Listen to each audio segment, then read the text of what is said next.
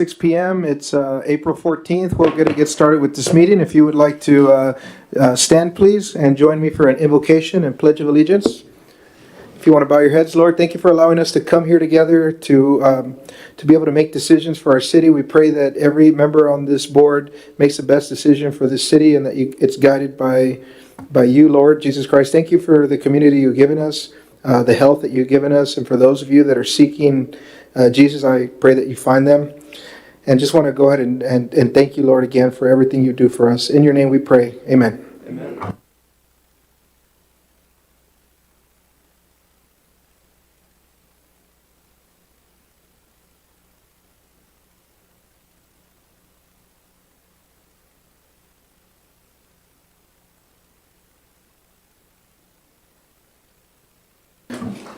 Alrighty, we have a few visitors' remarks, and I was sorting through them so I can call the first person up. I know some wish to speak during the action item and others right now. So I'm going to go with those that checked to speak at this time. I know there will be a timer, I believe, going up on the screen, if I'm not mistaken. If not, I just wanted to confirm the time was 4 or 5 minutes, Jackie? 5 minutes. There'll be a 5-minute timer. So at this time, I wish to call up the first speaker. Can't really get the first name. I want to say it's Kyle. Burnell. Kyle Burnell. That's right. So if we can get Kyle Burnell up here, and the podium is up there. There's a little button. Once it goes red, that means you're live. And thank you for being here, by the way.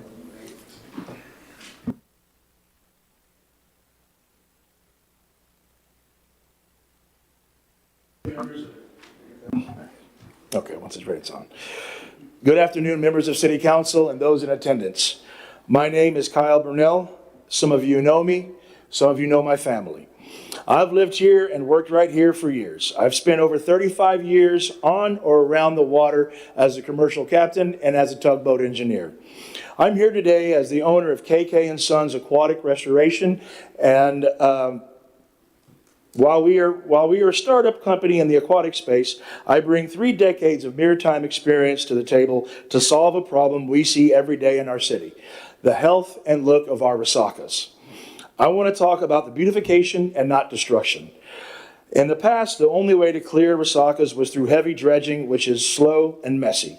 My approach is different. We focus on mechanical removal of biomass, especially targeting the invasive water lilies and cattails that have taken over. This is about more than just looks, it's about efficiency. When these invasive species block the water, it stands still. By cleaning them out, we get the water flowing through our city more efficiently and much quicker than before. We're restoring the natural circulation, which keeps water cleaner and the neighborhood looking like a pristine resaca front community. Again, to achieve this, we use the T50. This isn't a massive piece of construction equipment that's going to sit still on the bank and tear up the side. The T50 is an amphibious tool that allows for surgical precision. It allows us to manufacture the water right up to the edge without disturbing the land. For the residents living alongside the streets, this won't be a construction site. They'll see a specialized tool making their property look like a postcard. It's the most effective and efficient way to handle the resaca front property.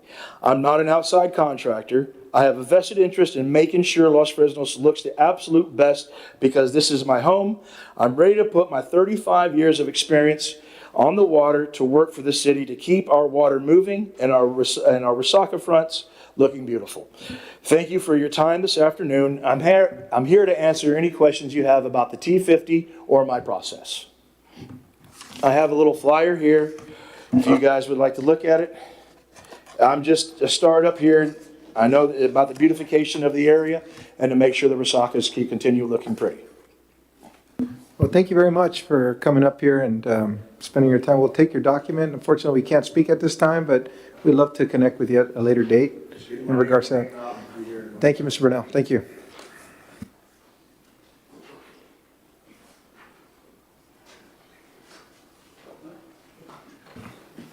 Alrighty, great. So at this time, I guess Mr. Burnell is complete. Is that correct? All right, thank you very much for being here today.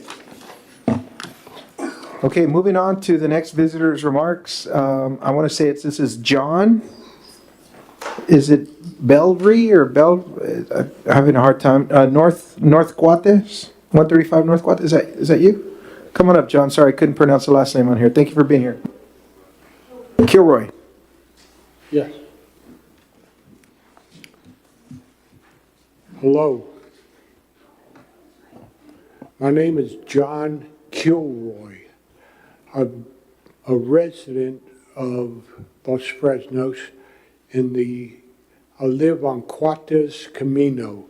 It's 1 block from Henderson Road. When we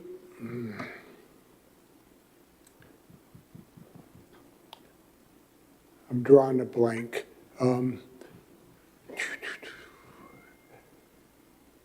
We lived on Henderson Road for probably 20 years or more. And in that time, it has grown from maybe 15 families to about 30 families. And that's just on our side of the road. On the other side, on Henderson Avenue, they're building now 2 subdivisions. One of them is Valencia, and one of them, I can't remember. Mark, what's the name? Falcons Landing. Thank you. So anyway, they're building homes. Now, lots of these homes are going to be for new residents. All of them are. And they're all going to be living there. And there are, like on one side of the road, the south side, there are between 70 and 76 houses that I know of. And they're all going to be owned and lived in by a family of at least 2. And that means 140 cars.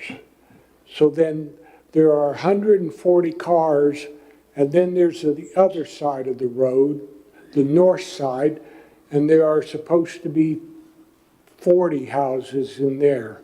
So there are 80 cars. That's a lot of cars for that section. And then when you go east of that, west, there are empty lots. They're being used for farm crops right now, but they're going to be turned into housing also. So we're looking at maybe, 300-400 families living in that area now. And all these families are going to be traveling on Henderson Road. And there's all it's 2 ways, but it's a one-way lane, I guess. There are 2 lanes. There are 2. Anyway, it's not going to handle the buses. It's not going to handle trucks. It's not going to handle cars. And it's going to be used for the school districts on both sides, on the Cuates side and on the high school side. So they've got to make you all, I guess, have a job to make the people who are building these subdivisions wide enough for the people who are living there to be able to go up and down those streets without the problems that we would have right now.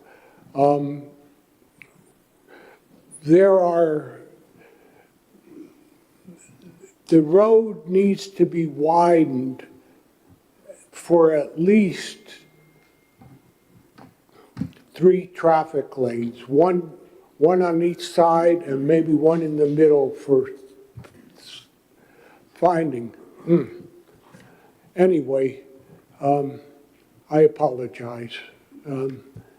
So, yeah, it needs to be Thank you, sir. widened. Your time is now up. We appreciate you being here today. The 5-minute timer that you had is done already, so we're going to move on to the next speaker at this Yeah, time. I We know. appreciate you being here, though, Mr. Kilroy. Thank you very much. At this time, I want to move forward. I'm sorry? Oh, I thought I heard somebody speak. I have Jose Luis Amaya. If he is here today, Mr. Amaya, would you like to come up? The podium is available to you.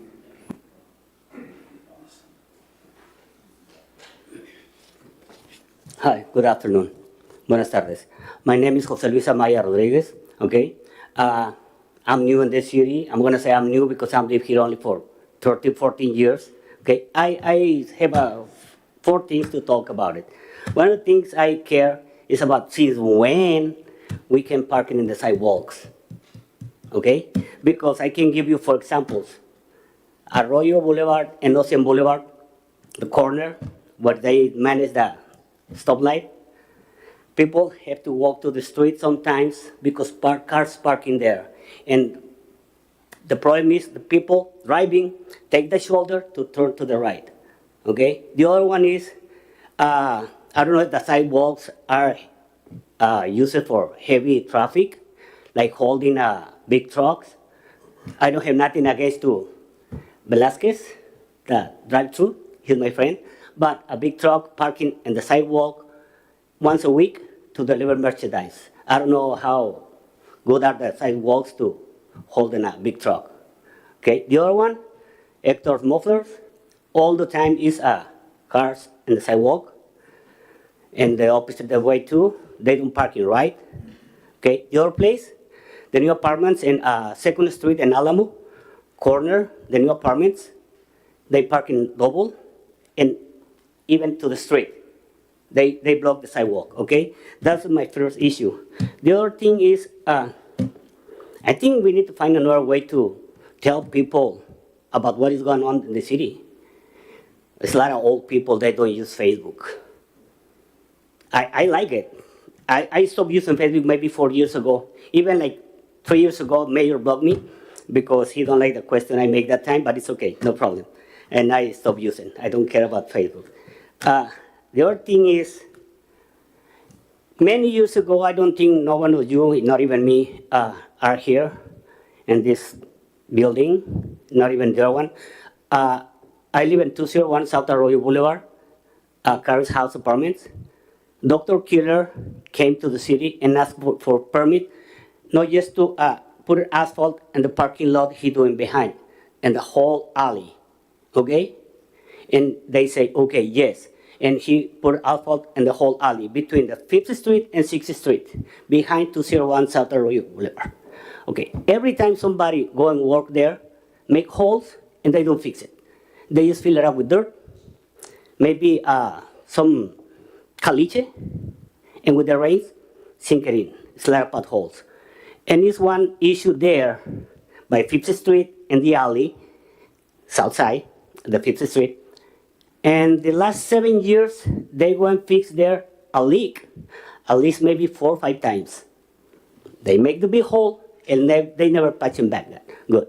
I'm going to say, I don't know, I'm not an engineer, nothing like that, but I'm going to say they don't compact real good the dirt under the pipe, and that's what is sinking all the time.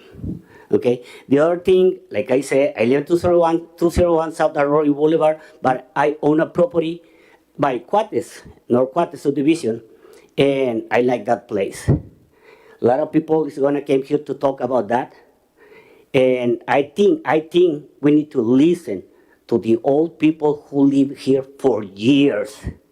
Maybe before I born, they live here. When you're gonna do something to the city, you go to the engineering, but the engineer don't live here. This is the people who live here. You know what I mean? I like to see that area growing, you know, because it's a lot of people gonna be living there, but we need that road wider. It's a neighbor there, I'm just gonna say his last name, Trevino, in the last 4 years, he lost his mailbox 3 times. Somebody hit it. Why? Because it's not a shoulder.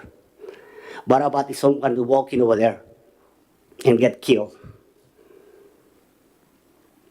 I don't know. I think we need to take some advices from the old people. They know the city. And think before the problems happen. You say yes to that new subdivisions, but without thinking about what you need to do. The same time they start to build in the subdivisions. Like, I don't know, like I say, we need to think ahead. Like the president we have now, we need to use the common sense. Like, I don't know everyone, but in my case, I buy the toilet paper before I need it. Thank you. Thank you very much for your time. We'll go ahead and proceed to the next speaker for the visitor remarks. We have Esmeralda Cantu Castle. If you'd like to come up, the podium is available for you. Thank you for being here today. Hi. Hi, happy new day. I just want to introduce myself to everybody. I am Esmeralda Cantu Castle, and I am the candidate for state rep for District 37, for a Democratic candidate.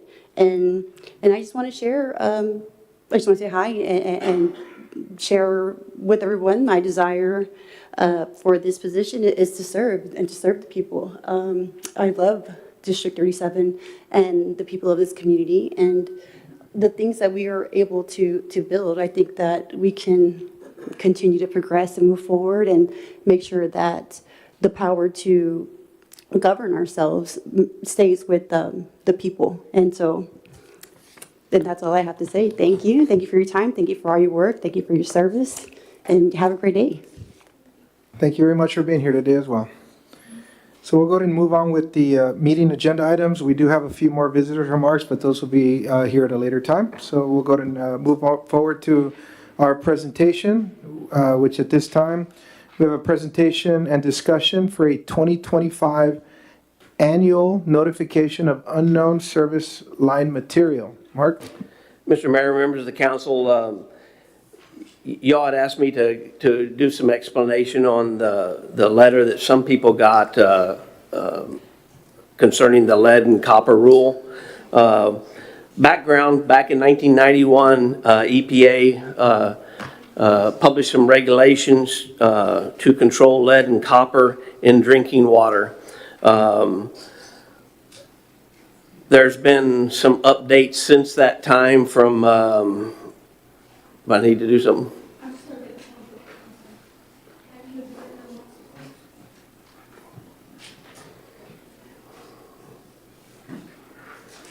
We're good? And what it did was to protect lead and copper getting in the drinking water. The rule says you can't have in excess of 15 parts per billion.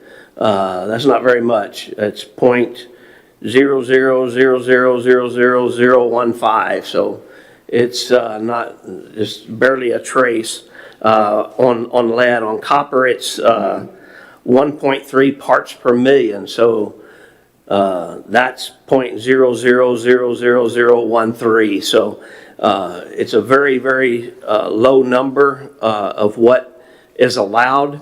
So we've been testing since that time. We test only in the older areas prior to 1991. So if a home's been built since then, it had to be built with the specifications so that there's no lead, no copper. A little bit of history on Los Fresnos. We have never used lead pipe, so we don't have any lead. So that's a plus for Los Fresnos, whereas some communities had lead pipes. The other positive is the soldering with copper tubing is where lead comes from with a solder. We as a city haven't done that. We use either flare or compression fittings in all of our history. So we don't as a city have a problem.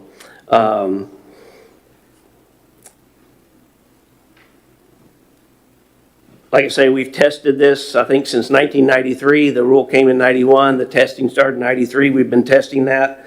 The last test, I think, can't find it. But we are very clear, no problems on, I don't have it here. No problems on, and never have had any report of, we test 20 sites, and the sites are determined by your population. And so we've tested those. What it does, you have to let the water set overnight, and so the resident's the one that actually does it. When they turn the faucet on in the morning, you get a clean test, and so the first water that comes out has to be the test. And so we've never had any levels that is reportable above those levels. In fact, most times we don't even have a trace. So that's what they're talking about when they say the lead copper rule. The other piece to that is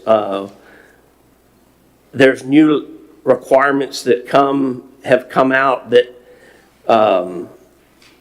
now are going to require cities to go all the way to the house. History shows that you had a main line, and then you had a, be sure I get it right, Carlos, roll, jump in if I do. Yes, historically, the city had the main line, and the plant, of course, we had to be sure that didn't have any lead in it. And then the service line goes from the main line to the meter. And we've always tested that, and we haven't had any problems. The homeowner always then had the yard line that they put in from the meter to the house, and then, of course, however they chose to, what fittings that they chose and materials they chose when they built the house becomes their responsibility. They weren't getting any help from the homeowners from the meter to the house. So EPA changed the rules to say the service line is now from the main line to the house. So the reason for the letter is so that we will now have to go start looking from the meter to the house.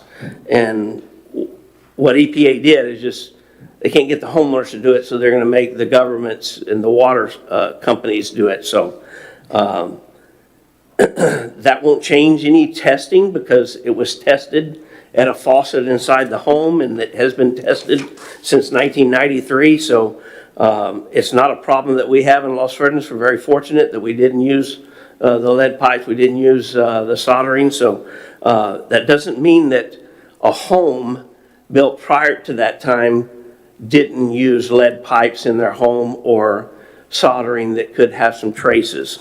One of the things that can be done is run your water 20, 30 seconds to up to 2 minutes, and then even if your home was built with lead, it flushes it, and then it's not a problem. So I think I've covered everything. Did I say 20 samples? We take 20 samples when we do it, and we haven't had any problem. If we did, we would have to do further investigation and further reports, and we have not had to do that. So that's what happens.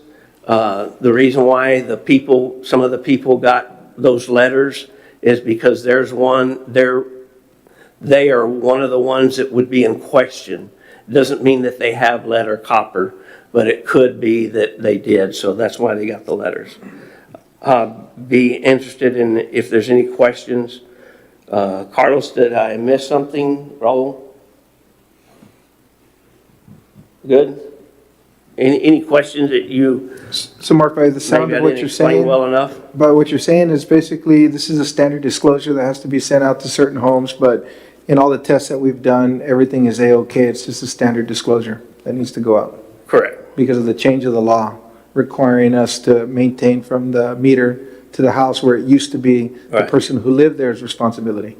Correct. Okay. Any questions from the board, discussion? No?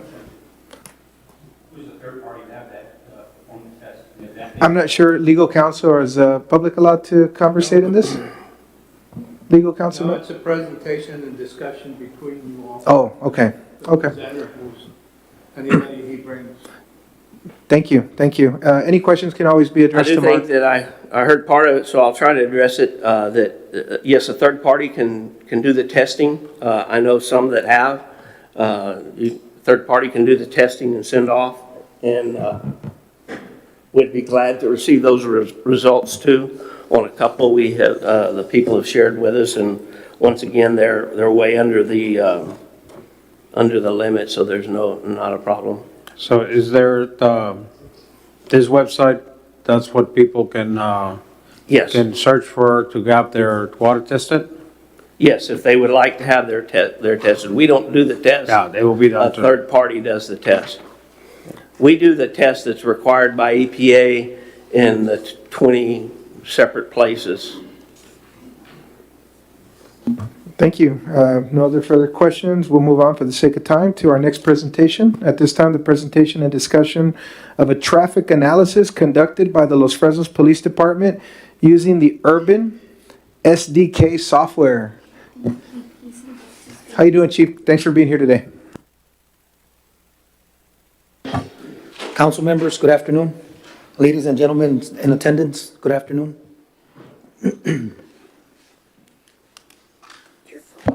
For some things, I need my glasses, for others, I don't. I don't know. So, bear with me.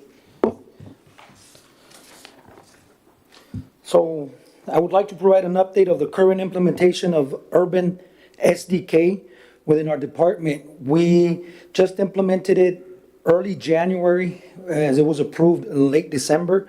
We're still doing trainings, we're still exploring this new platform that we are using.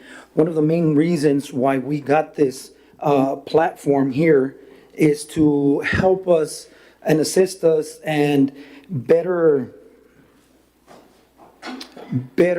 use our resources.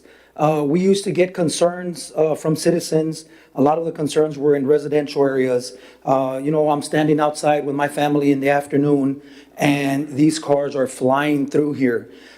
In the past, before we had this platform, we would actually assign officers in different time periods, have them sit there for about an hour, hour and a half, and start just checking vehicles that would pass by.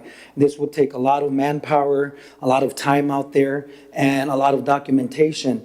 With this new platform, it has made it very easy for us to go onto the database that we have and check out information whenever we get concerns. One of the examples I would like to provide is recently we had a concern and everybody could see the map, yes. Recently we had a concern in the Eagle Drive area. We had an email from a concerned citizen saying that she's been outside of her residence in that area and she's standing there with her kids in the afternoons and these cars seem to be flying by. We do have a speed trailer to try to deter vehicles from slowing down if they are speeding. With this new system, we're able to actually generate data straight from this platform, and it'll give us more or less volume of vehicles passing by, and also what speeds they're traveling, what times is the most trafficked area, the highest speeds that they have there by percentiles. So I would like to highlight some of these streets here on Eagle Drive. There we go, sorry. It's lagging a little bit. But this is what we do more or less. We'll highlight the streets that we want the information from. This is just a pointer here real quick, and bear with me, this is live. We're gonna highlight Eagle Drive where the concern is of vehicles speeding through here, okay? And we're gonna get an aggregated percentage by percentiles. Now, the percentiles, which is over here on this area over here, is basically, I had to look it up. The percentiles is basically if we have 100 cars passing by, 50% of those vehicles are going to be doing 21 miles or less. 85% of the vehicles passing by would be doing 23 miles or less. And 95% of the vehicles passing by Eagle Drive in average will be doing about 23 miles or less. Now, there's many ways we could look at this.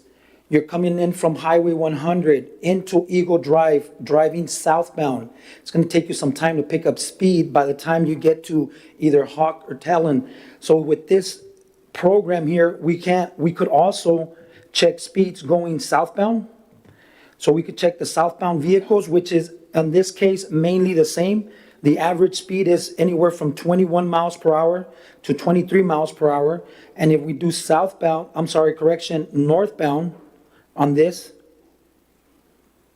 it changed by 1 mile, maybe 20 miles to 23 miles when the other one had 21 miles being one of the lowest ones. So this gives us a big advantage, and it saves a lot of time and resources to check on concerns. We are still learning the platform. There are still many things that this platform we could use. These are the main points that we are using it for.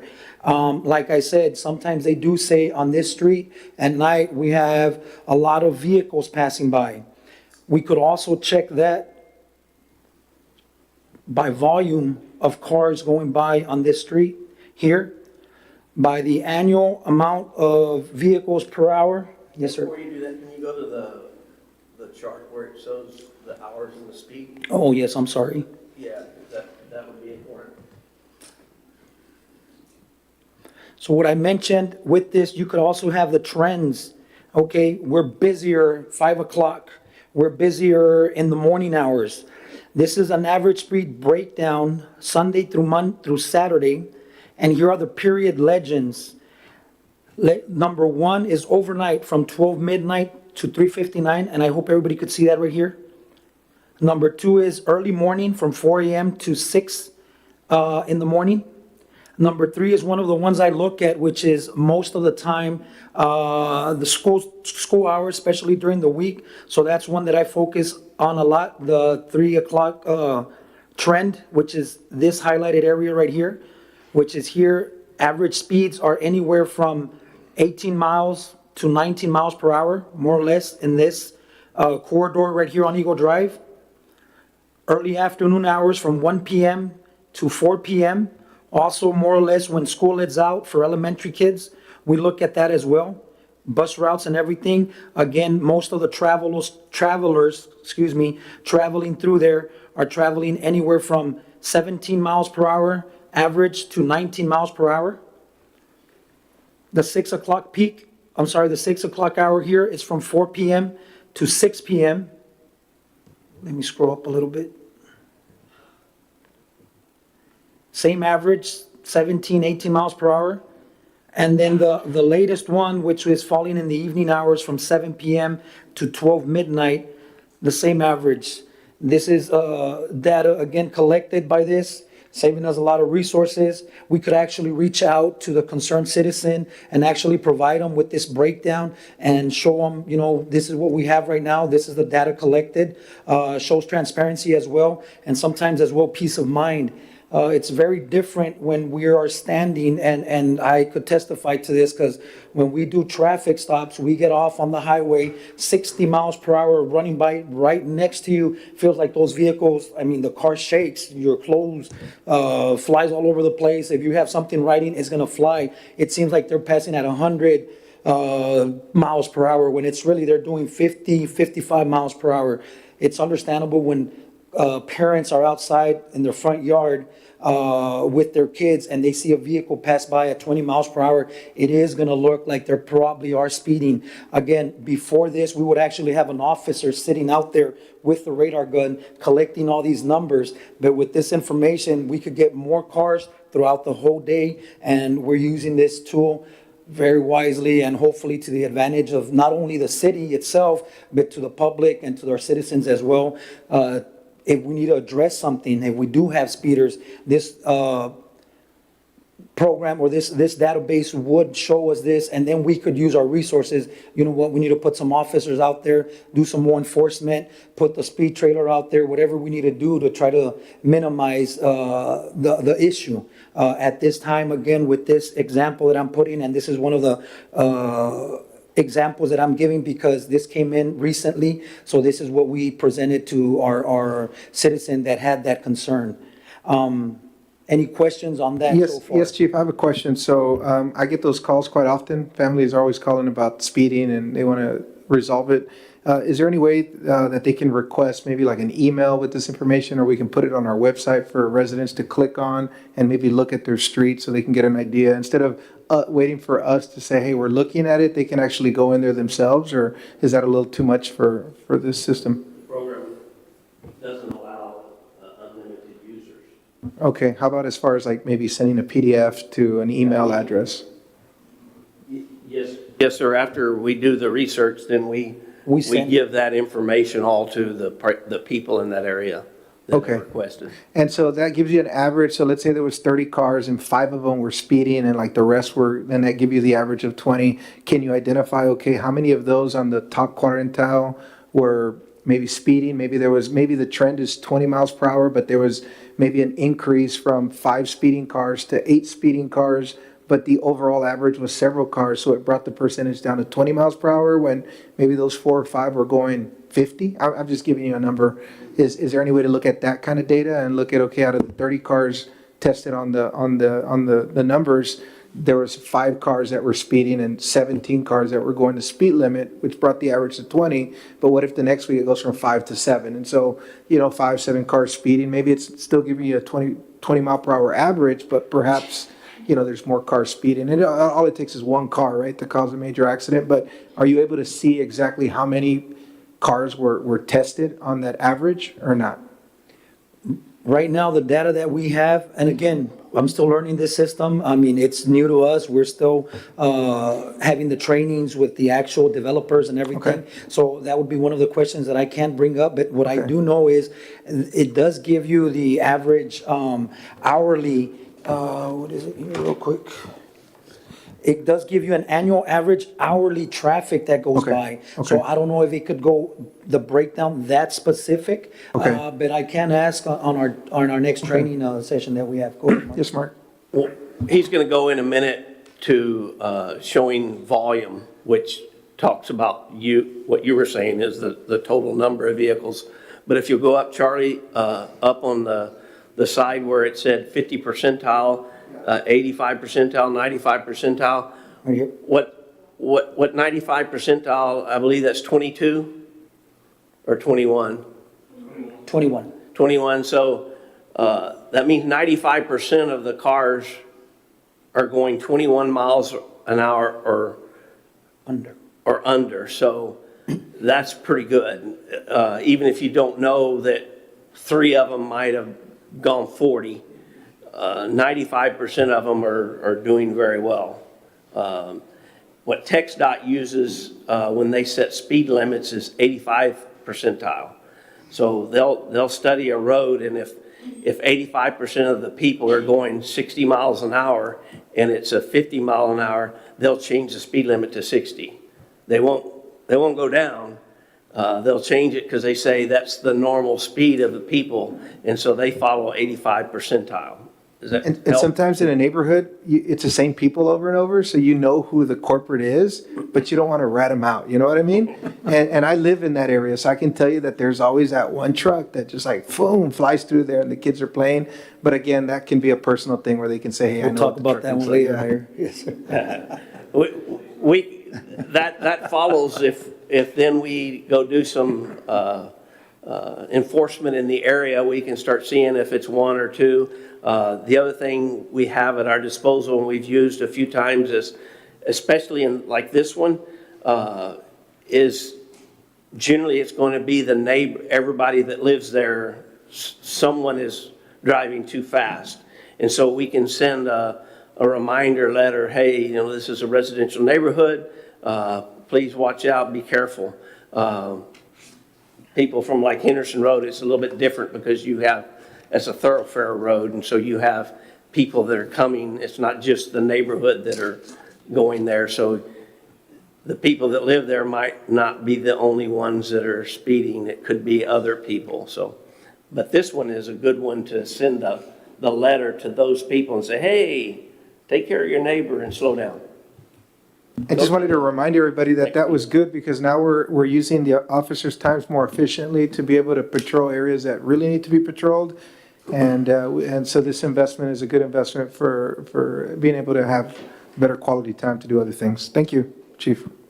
Thank you. The other one that I wanted to show you that we used, especially in this occasion, and we'll use this same concern, the annual average traffic per hour that goes through this street right here. And again, this is just something that I wanted to look at, especially when we had some concerns on possibly speeders in this area. I pull up, how many cars are going by through these streets? Do we have like people just going by just because, or what's going on? When you look at the whole street, we're getting an average of 7 vehicles per hour. 7 vehicles per hour. Goes back to me, it's all residents. It's all residents. Now, in the past, we have gotten some concerns on Canal Street because of the school parking there after school, the pickup. We have gotten some concerns. So I have looked at, and I just want to give you an example on the difference between Eagle Drive, which is residential, to Canal Street, which in the past, again, we had some concerns because people, and whoever's been through Canal to pick up your kids testifies to this. People park on the side of the road. Everybody's just trying to get their kids. We try to keep and maintain it as safe as possible for everybody, at the same time giving them the opportunity to pick up their kids. And the difference between these streets, I'm sorry, the one we just saw, and Canal Street is a big difference. If we highlight this, which is all Canal Street, this is by the railroad tracks, crossing the railroad tracks, and this is right in front of the school. From 1847 to where the school is at, and we look at the analytics on that, we have an average trend of 53 vehicles per hour passing by this street per hour. If we go under the trends here, what I like to look at is the volume of vehicles in the hours. If you look at here, again, my concerns are number 3, which is the morning hours when school is going on. You have anywhere Monday through Friday. If you look at Sunday, we have 32 vehicles per hour on Sundays at the early morning hours of 7 a.m. to about 10 a.m.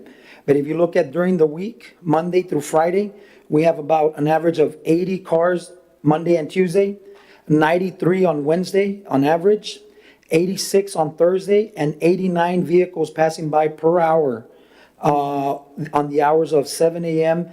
to 10 p.m. I also look at the 6 o'clock period legend, which 6 o'clock is from 4 p.m. to 7 p.m., which is here. And this is where everybody goes and picks up their kids, and this is where we see the most traffic. If you could see, on Sundays, we have 59 cars. Monday, 107 cars on that street. Tuesday, 104. Wednesday, 111. Thursday is very popular, 132 cars. And on Fridays is 98. Most of the kids don't go to school on Fridays, so I guess that's why it drops. Not sure what it is, but we could see the volume of cars. Obviously, I started playing with this, and I looked at Highway 100 from 1847 and 1575. The numbers are way greater. The other concern that we have, and I would like to show you, and we've had this in the past, is Whipple Road. Whipple Road, which is almost right across Canal Street, is another one. The concerns that we have, and this is from parents and people that drive by there, is kids walking on the side of the road after school. Kids walk from the high school to the Paseo Point Apartments, and they call that there's kids on the roadway. So I started looking at the speed and also the traffic being that passes through there. So I'm going to go from 1847. And I'm just going to highlight all the streets or segments of the street on Whipple Road. That's by the railroad tracks. This is over here by the new La Vista and yes. So this is all the way up to Paseo Point Apartments from 1847 to Paseo Point Apartments, which is where most of the kids walk back from school. And we pull up the analytics of vehicles passing by there per hour, and we have more or less 139 vehicles per hour. And again, I look at the trends. When do we need more visibility of the officers out there? When do we need to put more vehicles out there so, they could slow and deter vehicles? Again, my main focus is the ones I look at the most, number 3 and number 6. If you could look at number 3, the morning hours, which is the drop-off for the kids, Sunday 51, Monday 198 vehicles, Tuesday 222, Wednesday 229, Thursday 232, and Friday slows down 201. On the afternoon hours, it's a little bit of opposite in the afternoon. 300 vehicles pass by through there on Monday compared to 184 of the Sunday before. Tuesdays is 333, Wednesday 350, Thursday 341, and Friday 323. This is where we look at okay, we need our vehicles, our patrol guys out there, making sure everybody's abiding by the law and slowing down and everything. What's the speed limit average on that street, if you don't mind me asking, because I know it's 30? That is 30 miles per hour, yes, sir. That's the average on the I'm sorry, analytics? we could look at that right now. Give me a second, let me just clear this up.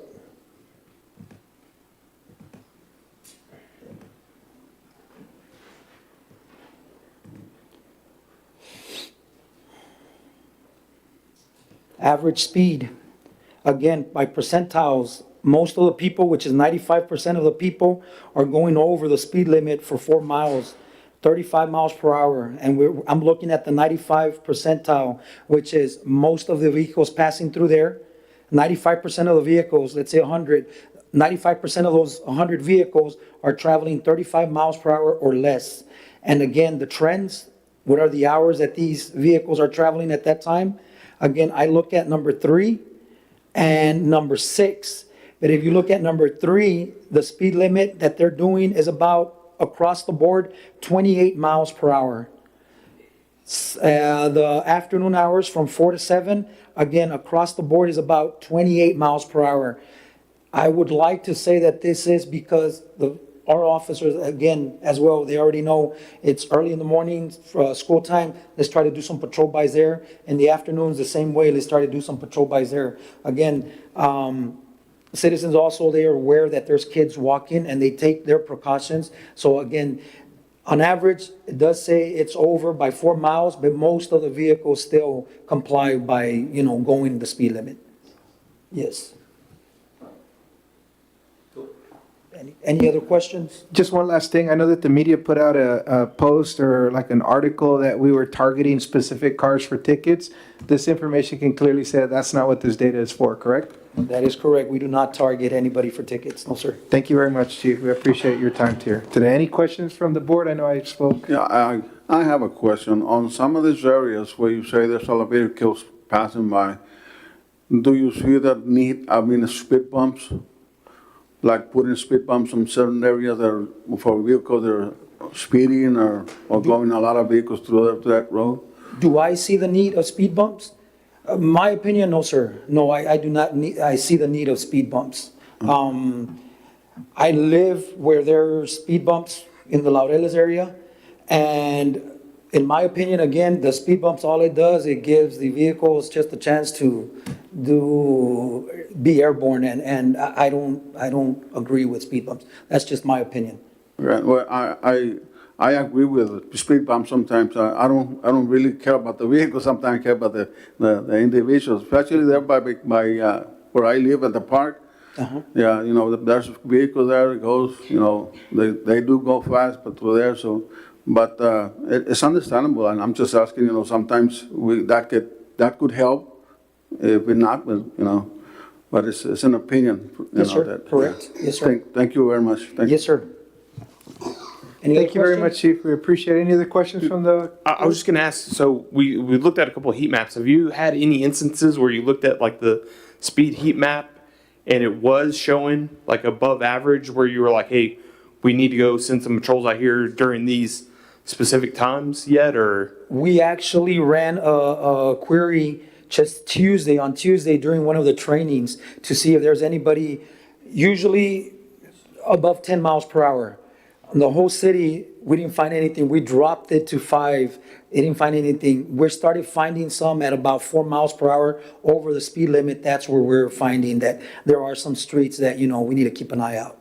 Yes, sir. Awesome, thank you. Thank you very much. I guess that concludes our discussion and presentation. Thank you. Thank you very much. We appreciate it, Chief.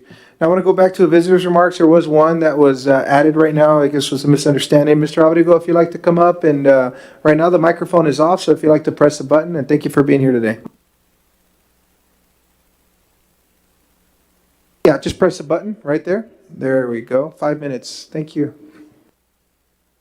By the way, all those people that talk, I have some, they're good info. Mr. Kilroy, it was really good in what you said. I remember when it was a gravel road. We've come a long ways, but that's a very important issue. I think you have it down on the agenda to discuss that. But also with Luis, what he mentioned earlier with traffic, I remember when Highway 100, you could park right in front of the post office, and they did away with that, and I threw a fit when I think it's the best thing they ever did. With the chief, I disagree with some of the stuff he said. I don't think you need a software to tell you. I think there's a lot of people that speed, and it's just the way it is. Traffic control is a problem in these small communities. I think we do need a traffic light here on Highway 100. I don't know, it's going to be hard to get one unless somebody gets killed. But I know the one they put in Walmart, it's a savings because we can really now get out of the post office. It slows down, stops the traffic. So I think that if we down the road, and obviously the subdivision over here is growing. So yes, there's a lot of room for all of these. Is good information that they put in. But Whipple Road, the information that the chief discussed, is horrendous. It's really a bad deal. The traffic is really bad. Now that we have that information, Henderson Road is just as bad now. Now people are using Henderson Road because it's nicer, it's faster, and we can go there really speed. But with these two subdivisions that are coming in, it's going to be Los Frenos was a sleeping giant for many, many years. I remember when we could build, when I was in the city council and mayor, we would build one house a year. And now I think we might building 100 houses in 1 year.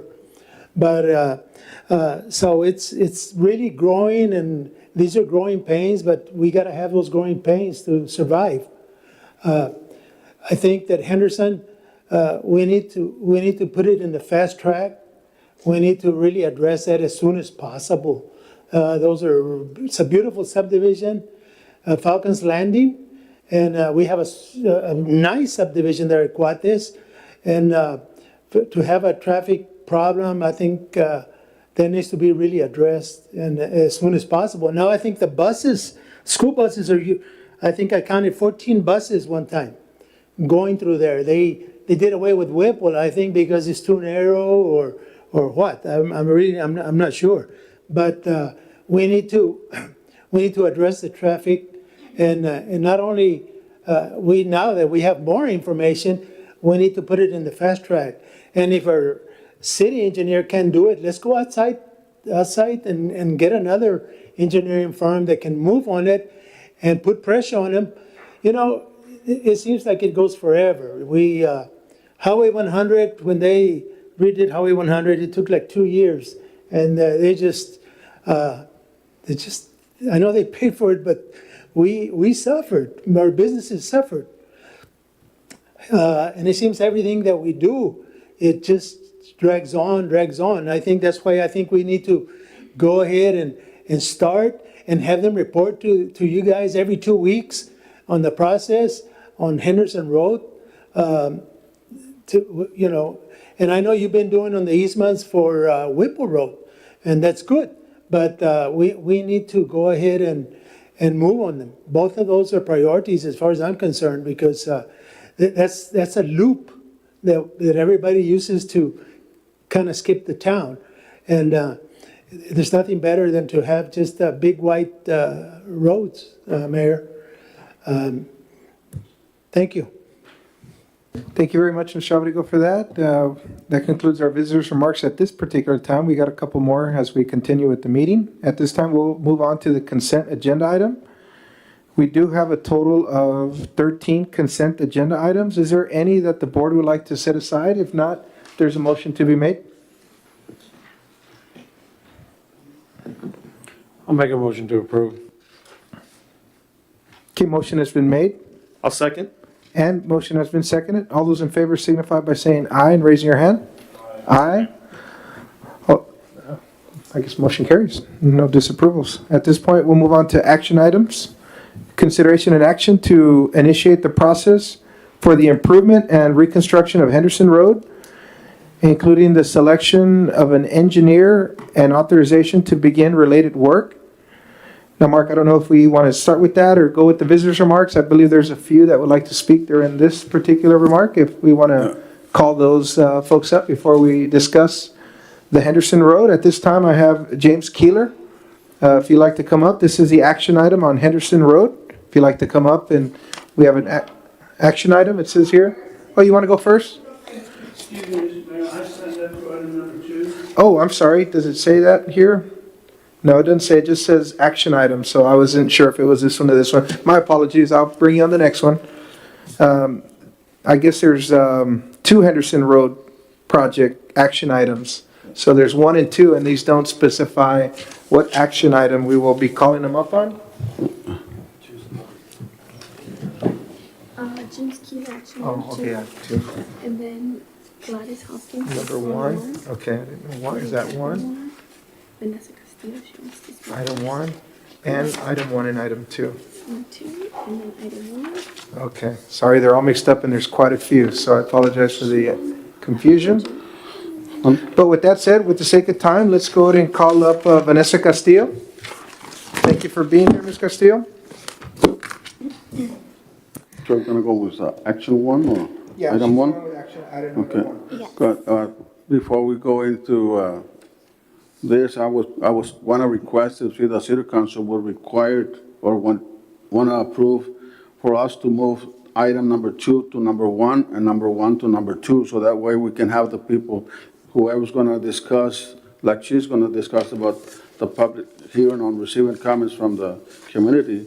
So I prefer that to hear the comments from the people first, because then we're gonna. Yes, so right now we are in action item number 1, and there's 5 people that want to speak for action item number 1, and there's only 2 people that want to speak for action item number 2. So with that said, we read the action item. You're allowed to speak on the visitors' remarks, and then after all the visitors' remarks are complete, we'll move into discussion.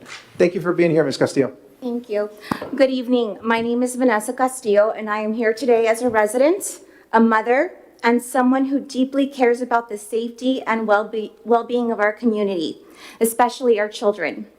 Since 2017, concerns have been raised about Henderson Road, particularly regarding the need for safer Resaca crossings and improved conditions for pedestrians and bicycle traffic. While some progress has been made, the reality is the safety for our residents, our children, our families has not been fully addressed. And in fact, I think it's great that the police chief was here today, because he even gave us our own data, and Mr. Mayor, you asked some great insightful questions. So last winter, I was here at several meetings in regards to Falcon Landing. Mr. Milam stated several times that Whipple Road was going to be worked on. There's nothing that has been worked on. And in fact, you even heard from the police chief today about the traffic and the density and the speed that happens on that road. And the focus on today was Falcon Road. I mean, who picks these roads to monitor? So I just wanted to raise awareness on that. But today, I am not here simply to list problems. I am here to ask that we prioritize what matters most: safety, responsibility, and the protection of our community. Henderson Road is no longer a low-traffic roadway. With approval of multiple subdivisions, including Falcons Landing and others, this area is rapidly expanding, bringing hundreds of additional homes and a significant increase in traffic. The growth brings responsibility. Right now, we have an intersection in Old Alice Road that is inadequate and increasingly dangerous, a roadway that is too narrow for school buses, construction vehicles, and everyday traffic, no safe accommodations for pedestrians, bicyclists, or students walking to school, as documented by the police chief today on Whipple Road. All of these roads mimic the same infrastructure. No sidewalks. Yet, there's potholes on Whipple Road, and he even mentioned Canal Street, potholes. No lines directing traffic. The infrastructure is very poorly monitored. Here, ongoing deterioration of the road due to heavy equipment and increased use. Additional streets about to connect into Henderson Road, further compounding congestion and risk. These are not minor inconveniences. These are predictable safety risks that has been documented today and is on public record by our own police chief. As a mother, I cannot ignore the reality that families live here. Children walk here. People jog, bike, and go about their daily lives here. And yet the infrastructure has not kept pace with the growth that has been approved. Safety should not be an afterthought. It should be the foundation of every decision made at this level, your level. We have laws, regulations, and planning standards for a reason: to protect the public. When the development moves forward without equal attention to infrastructure and safety, it places residents at risk. And this is not something we should accept. I say this respectfully: growth without safety is not progress. It's liability, and it's on record. I am asking this council to take immediate and meaningful action for your citizens, for the children. Prioritize the widening of Henderson Road. Address the dangerous intersection of Old Alice Road. Implement proper pedestrian and bicycle accommodations.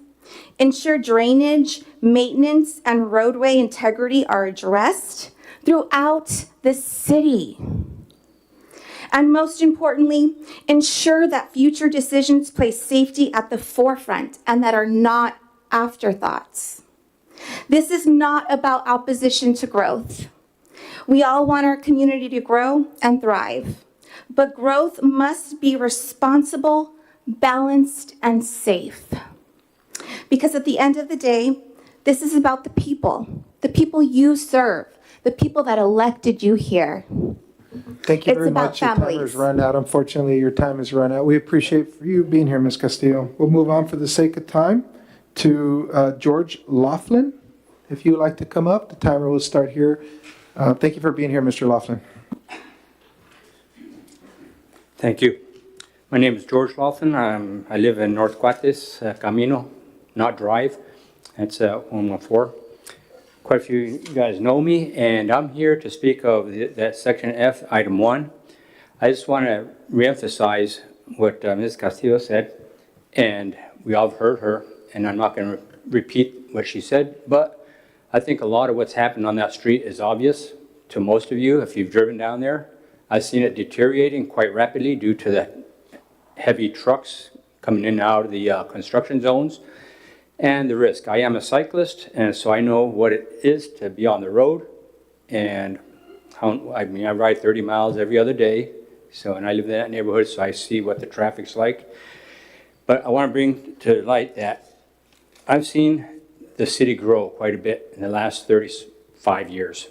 It's expanded. It's not like what it used to. And I've seen the headaches that everybody's seen. What I want to emphasize, though, is that I've seen some of the construction and modifications that have been done in and around the neighborhood.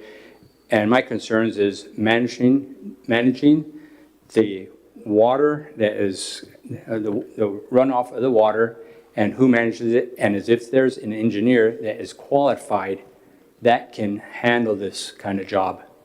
I'm concerned because I've seen some flooding in the area over the years when there's 5 inches a day or 10 inches a day, and I don't know if that's being taken into consideration. I have great concern about that, and again, the safety of the road and construction of the road.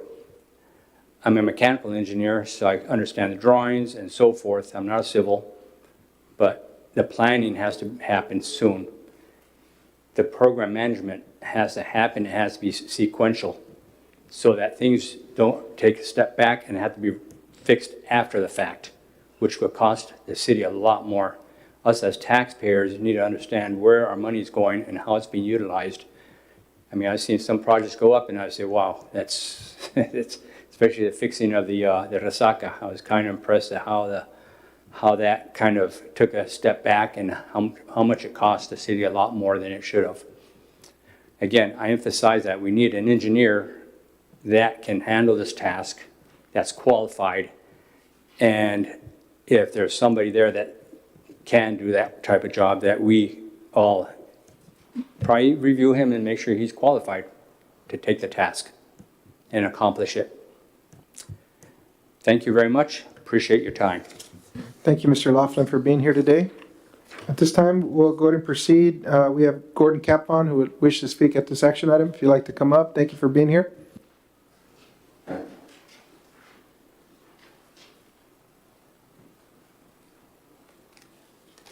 I just want to emphasize, excuse me, Mayor, Council, Mr. Mylan, Mr. Waters, Jackie. Just emphasize what they said and just throw out a couple other things too. Henderson Road is very narrow. I mean, even right now, when they talk about the buses on there, the buses will both go to the shoulders. They're running on the shoulders when they meet each other on Henderson Road. And that's all the buses. When they meet another bus, they all get to the side of the road and run on the shoulder. And I know it takes a long time for the government entities to act, but I do hope that we do move forward. I know that Whipple, and when you think about it, we got Whipple, we got Henderson. How are you going to do that as far as when you start on Henderson? What's the status of Whipple? You know, you're going to have to really try and work to have some way for people to get back and forth. I mean, I've thought about it. I mean, I don't know if like maybe Stanford could be used for the school buses, whatever. I mean, the turns aren't any better, but there's a lot less traffic coming out on Stanford than what's compared to Henderson or Whipple. I don't know if that could be suggested to the schools or how that could work out, but I do feel that it is very important that the city takes a proactive measure on this. The sooner the better, because we're looking at all the construction that's going on, not just with the roads, with the houses that are going to be coming in. All those trucks are going to be bringing lumber, bringing everything in. It's going to really get crazy, and we need to have a way in and out of our subdivisions. And thank you for your time. Just hope that this is addressed, and the sooner the better. Thanks. Thank you, Gordon. We appreciate you being here today. Going to go ahead and move on to Ms. Gladys Hopkins, who wishes to speak at this action item. If you'd like to come up, thank you for being here today.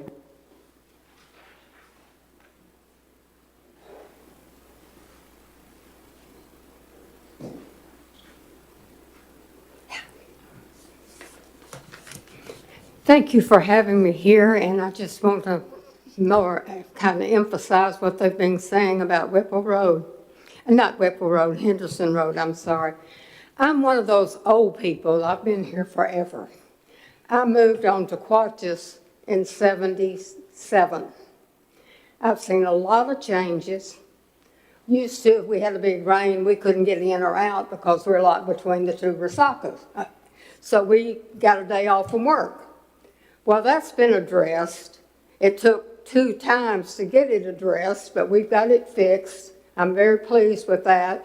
But we still do not have walkways for our kids going back and forth.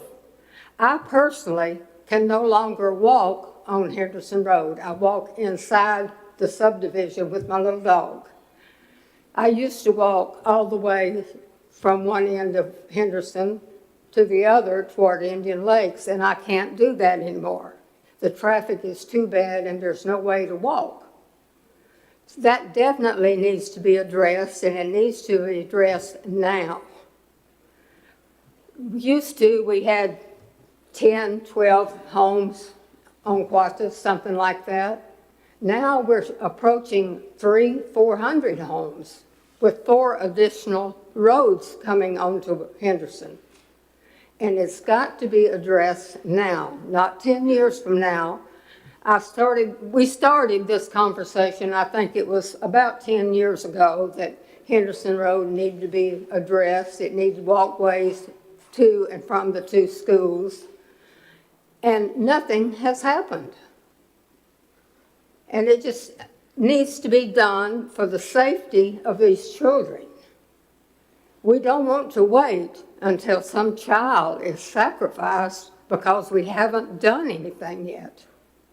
We need to address it now. And I would appreciate it if y'all would seriously think about this, because I love my little house. But I'd like to be able to walk in my neighborhood like I used to. Our little subdivision used to be kind of out of the way. It was kind of a hidden gem in Los Fresnos. We're no longer that. We have been discovered. It is just booming out there.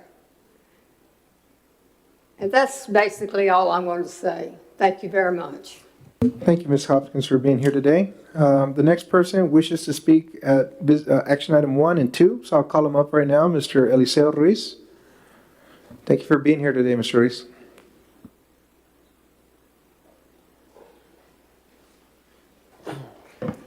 Good evening, Mr. Mayor, members of the council, Mark. Thank you all for your service to the community. We appreciate all that you do. My name is Eliseo Ruiz. My sister is here with me, Dee Dee. Our mother, Dora, is at home with Dee Dee's 20-month-old son. With our late father, we moved to Henderson Road in 1981. He was Eliseo as well. Many of you may know him. So over the last 4 decades, we've seen our community grow. We welcome many families, and it's a place we care a lot about. But right now, the road itself that we are actually on, we walk on every day, is not meeting our needs. It's not meeting the needs of our community. The road is in disrepair. It's true. It needs improvement. But we're not here to talk about the pavement. This is about quality of life, and it's very personal to us. We're the pedestrians on Henderson. We try to walk on it every day. Sometimes we take my little nephew, in a buggy trying to get around. And as we do it, we're forced to the edge of the road with vehicles passing around us. There's no margin for error. We're constantly alert, watching traffic, adjusting where we have to step every time. This is not what a neighborhood should be like. There's a sense of safety that should be there for all of us, not just the people that live there, but the people that pass through. And it just doesn't exist. And this is just not sustainable. It's not acceptable for a community like Los Fresnos that values the people that live here and its families. And as other people have said, we just can't wait for a tragedy. We need to move now. I want to recognize that members of our community have already taken the initiative on this. Some of our neighbors, led by Mr. Keeler, have already put together plans that should serve as a guide for you to improve Henderson Road and improve our quality of life. The groundwork, as you've heard all evening, is already there. The ideas are there. We just need action. Because this is not about asphalt and striping. It's about the daily lives of the people who live here in Los Fresnos. After 40 years of living here, I can tell you that our community does deserve better, and I know you can bring it. It's what we do. You know, this community grows, and it gets better over time. And it's now time to prioritize this Henderson Road project, not as a road project, but as an investment in the safety and quality of life of your residents. Thank you. Thank you, Mr. Reese, for being here today. We'll go ahead and continue. Mark, on action item number 1 as read. Consideration and action to initiate the process for the improvement and reconstruction of Henderson Road, including the selection of an engineer and authorizing to begin related work. Mark? I don't have anything prepared. I didn't know what exactly the idea was here, so we have a city engineer. I don't know if that's what the wishes are. What this is, consideration and action to initiate the process. So it's a process for the improvement of Henderson Road, including the selection of an engineer. Any questions or comments from the board?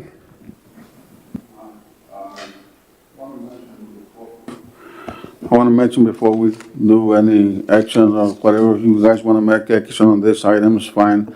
But I see that somewhere down the line, we need to get these items fixed before we do any construction or select any, including, engineer and stuff like that. And I think that we need to look at some issues that need to be taken care of before. And therefore, on this item, I think that we need to table it and look at it for next month or next meeting and sit down with Mark and, what we can do on these issues that are being brought up with these people. Because there are some concerns up there, and I think that we need to take care of those concerns before we do any approval for the engineers to go in there and start doing their decision. So Andrew, would you that's my thought. Andrew, would you like to say something since you put this on the agenda item? Is there anything you wanted to bring up? Absolutely. Yeah, no. So I think the reason for asking for this to be put on the agenda is just to make sure that it's in the public record and to get the process going for this project. I completely agree with you, Juan. There are some things that we need to be taken care of probably before this, but as I said, this is and as the action is, it's a process. This is something it's not going to be done overnight. It's not going to be done in a week. It's not going to be done in a month. It's going to take a good bit of time. And so we can at least get that process going and started while we deal with those other issues. But this is going to need to be done sooner rather than later. And I believe the concern is, it's taken a while for things like Whipple Road. So we want to just get ahead of the curve on this one while we can. And again, I remind you, it's a process. This stuff doesn't happen overnight. I think one thing I've learned being the mayor is when we say we're going to work on a road, it doesn't happen in 1 month, 6 months. There's a very lengthy process that goes into all of this. And, we have done a lot of sidewalk and road improvements in our city. And we just finished, when I got elected, doing the widening of Henderson Road, which was a very major project that was complete. And it's so beautiful to look out there and see that. Whipple Road is coming up by the county, which is going to be working on that road. And one of the reasons in the past we didn't put a sidewalk on Whipple Road was because it was going to cost us several $100,000, and then the county was going to come in this year, break all that down, widen the road, and then put another sidewalk. So that was a redundant cost. So I know there's a lot of needs that need to be addressed, but this action item specifically says starting the process. We're not picking any engineer at this particular time. I wouldn't even know what engineers are going to be put on this. This is just to start a process. So all we're doing, and I'll remind you, is just starting a process. Yeah, it's true what you're saying, and it looks pretty, and we have been working here and there. But then going back to Mr. Gonzalez, you're right, Mr. Gonzalez, but the only thing is that sometimes we need to be careful of that we approve this action item that you say is on the agenda. We need to be sure that we can go back and fix those problems before we start doing any approvals on the construction that's getting done, like on this one. So that was my concern on that. And I understand that there's a lot of issues here by these individuals here, and these are people that live here in Los Fresnos, and not only because it's Henderson or because it's Whipple. We need to hear their concerns and try to take one at a time, and if we need to start doing what we need to do, is just do it right. Councilmember, a lot of the concern is that people want the road widened and improved, and what this action item says is to start a process for that reconstruction. So by putting it on hold, it's like telling them, no, we're not gonna do anything to the road right now. But by approving this action item, it will allow us to start a process to widen that road and to put those sidewalks. So you're asking to table it, and these people are saying they want improvements, and by tabling it, you're telling them, no, let's put it on hold. No, we need to start a process. Let's get it going. Let's start working on a plan. Let's start working on something. That's what this action item You're is right, reading. right. I did say table it. So you I know, would say but just the approve issue it is so we can start a process to start working on the road that these people want to get fixed. Yeah, well, I don't want it, I don't want to delay their road But I just want to construction. do is, be on the right track. I would agree to, I mean, I want to let you guys do the motion. If I made a motion to table it, it doesn't mean you have to approve it. I just want these people to get their These road guys fixed. approve it either. Yeah. I'm just saying what is on my mind, not. I would like to make a motion That's all I'm to saying, so. initiate the process. Thank you. Yeah, to You know? initiate the process. Yeah. He made a motion to table it. Is there a second to table it? No motion to table it? Okay, no motion to table it, so nobody wants to table it. Does somebody want to take an action? I'd like to make a motion to initiate the process. Okay, motion made to initiate the process for the reconstruction of Henderson Road. I'll second. Motion has been seconded. All those in favor signify by saying aye and raising your hand. Aye. All those who oppose do the same. Motion carries. We'll start the process to reconstruct Henderson Road. Moving on to action item number 2, it says consideration and action to schedule a public hearing to receive comments from the community on the improvements and reconstruction of Henderson Road. Kind of goes back to what we have been talking about, but we do have several folks here that wish to speak on this action item. At this time, I'll let James Keeler come up to the microphone. I remind you to press the little button so it turns red. Once that is on, you're allowed to speak. And thank you for being here today.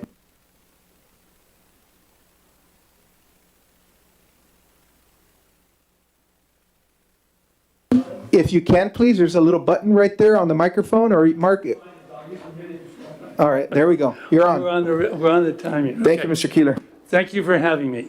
I was very much disheartened to not know. Well, let me back up. My name is James Keeler. I was supposed to say who I'm affiliated with. I'm one of the tax-paying citizens of Los Fresnos, and I'm affiliated with all the rest of the tax-paying citizens.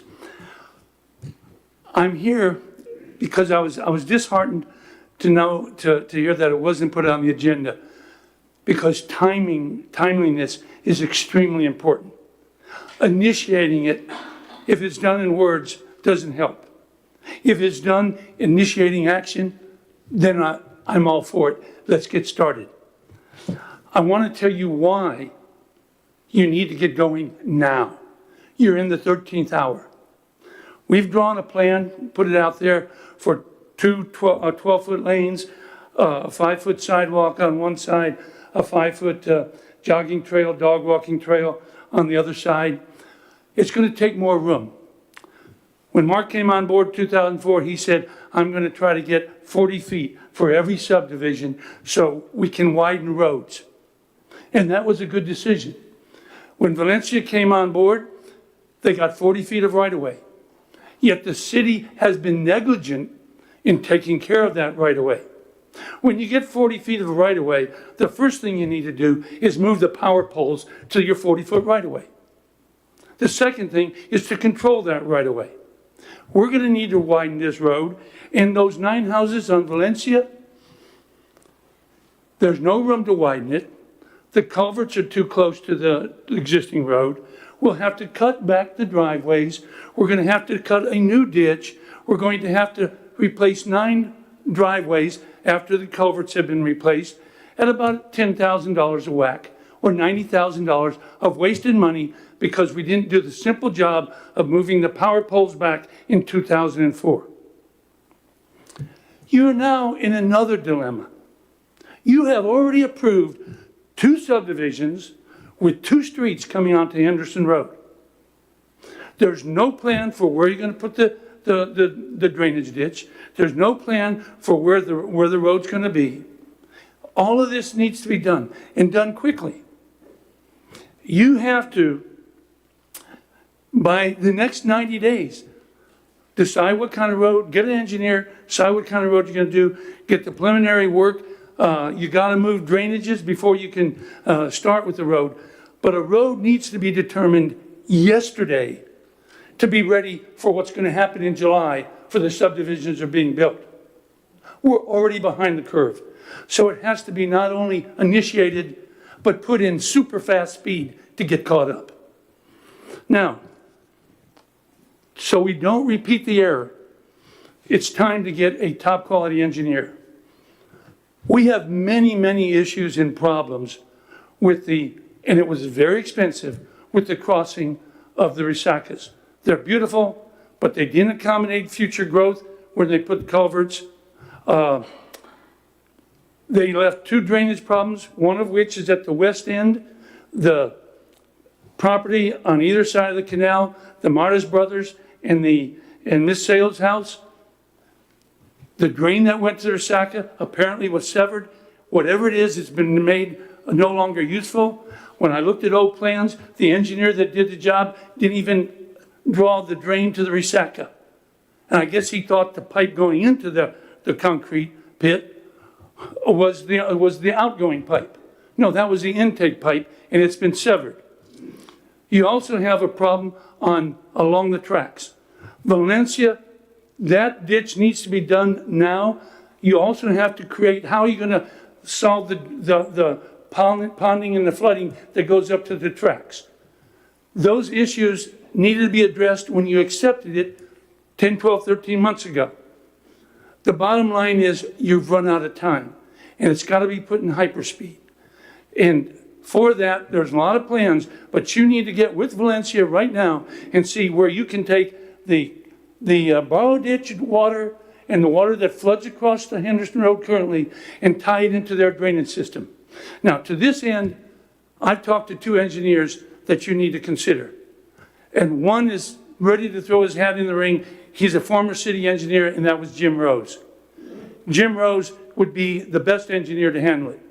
Another one is Dustin Moore, and he said he'd be willing to tackle this. If the city is going to use an outside engineer, these are 2 people you need to invite to put proposals now. Thank you, Mr. Thank you, Mr. Mayor. Keeler. Did it right on time. Thank you for being here today.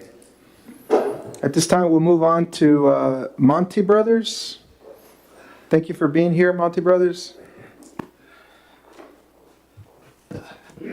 Board, citizens of Los Fresnos, my name is Monty Brothers.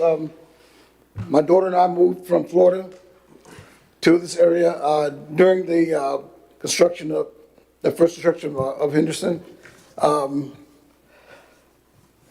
I recently retired from SpaceX, so now I'm retiring here. I'm not going anywhere. So this is my home, and I reemphasize the urgent need for Henderson. The citizens here are very friendly. They're big-hearted, and I see the need for the widening of Henderson is much needed, because I see them walking in the streets all the time, trying to exercise. They're older. They want to stay active. It's kind of hard to do that the way Henderson is right now. Like for instances of Alice Road and Old Alice Road in Henderson, many times when the buses are turning onto Henderson, traffic has to stay back in order to allow the bus to turn into Henderson because it's so narrow. That's been addressed. Mr. Keeler, a lot of the other residents of Los Fresnos have covered a lot of the needs for the widening of Henderson. I'm not going to waste our time, but it's very urgent that we need to. And with the growth of Valencia and Falcon Landing coming up, we definitely need to do something, be proactive and get it done. Thank you. Thank you, Mr. Brothers. Nice to see you again. Let's moving on to Eliseo Ruiz. He would, if he's still here, I know he put here he'd like to speak on 1 and 2, but I don't see him here today, so I'll go ahead and disregard that second one. So, action item 2 again, to remind the council, consideration and action to schedule a public hearing to receive comments from the community on the improvement and reconstruction of Henderson Road. Is there a motion to be made? May I address that, Your Honor? Yes. If we go back to item 1, we got to keep in mind that the public needs to be told what the agenda item is. If you go back to the first item, it's initiate a process.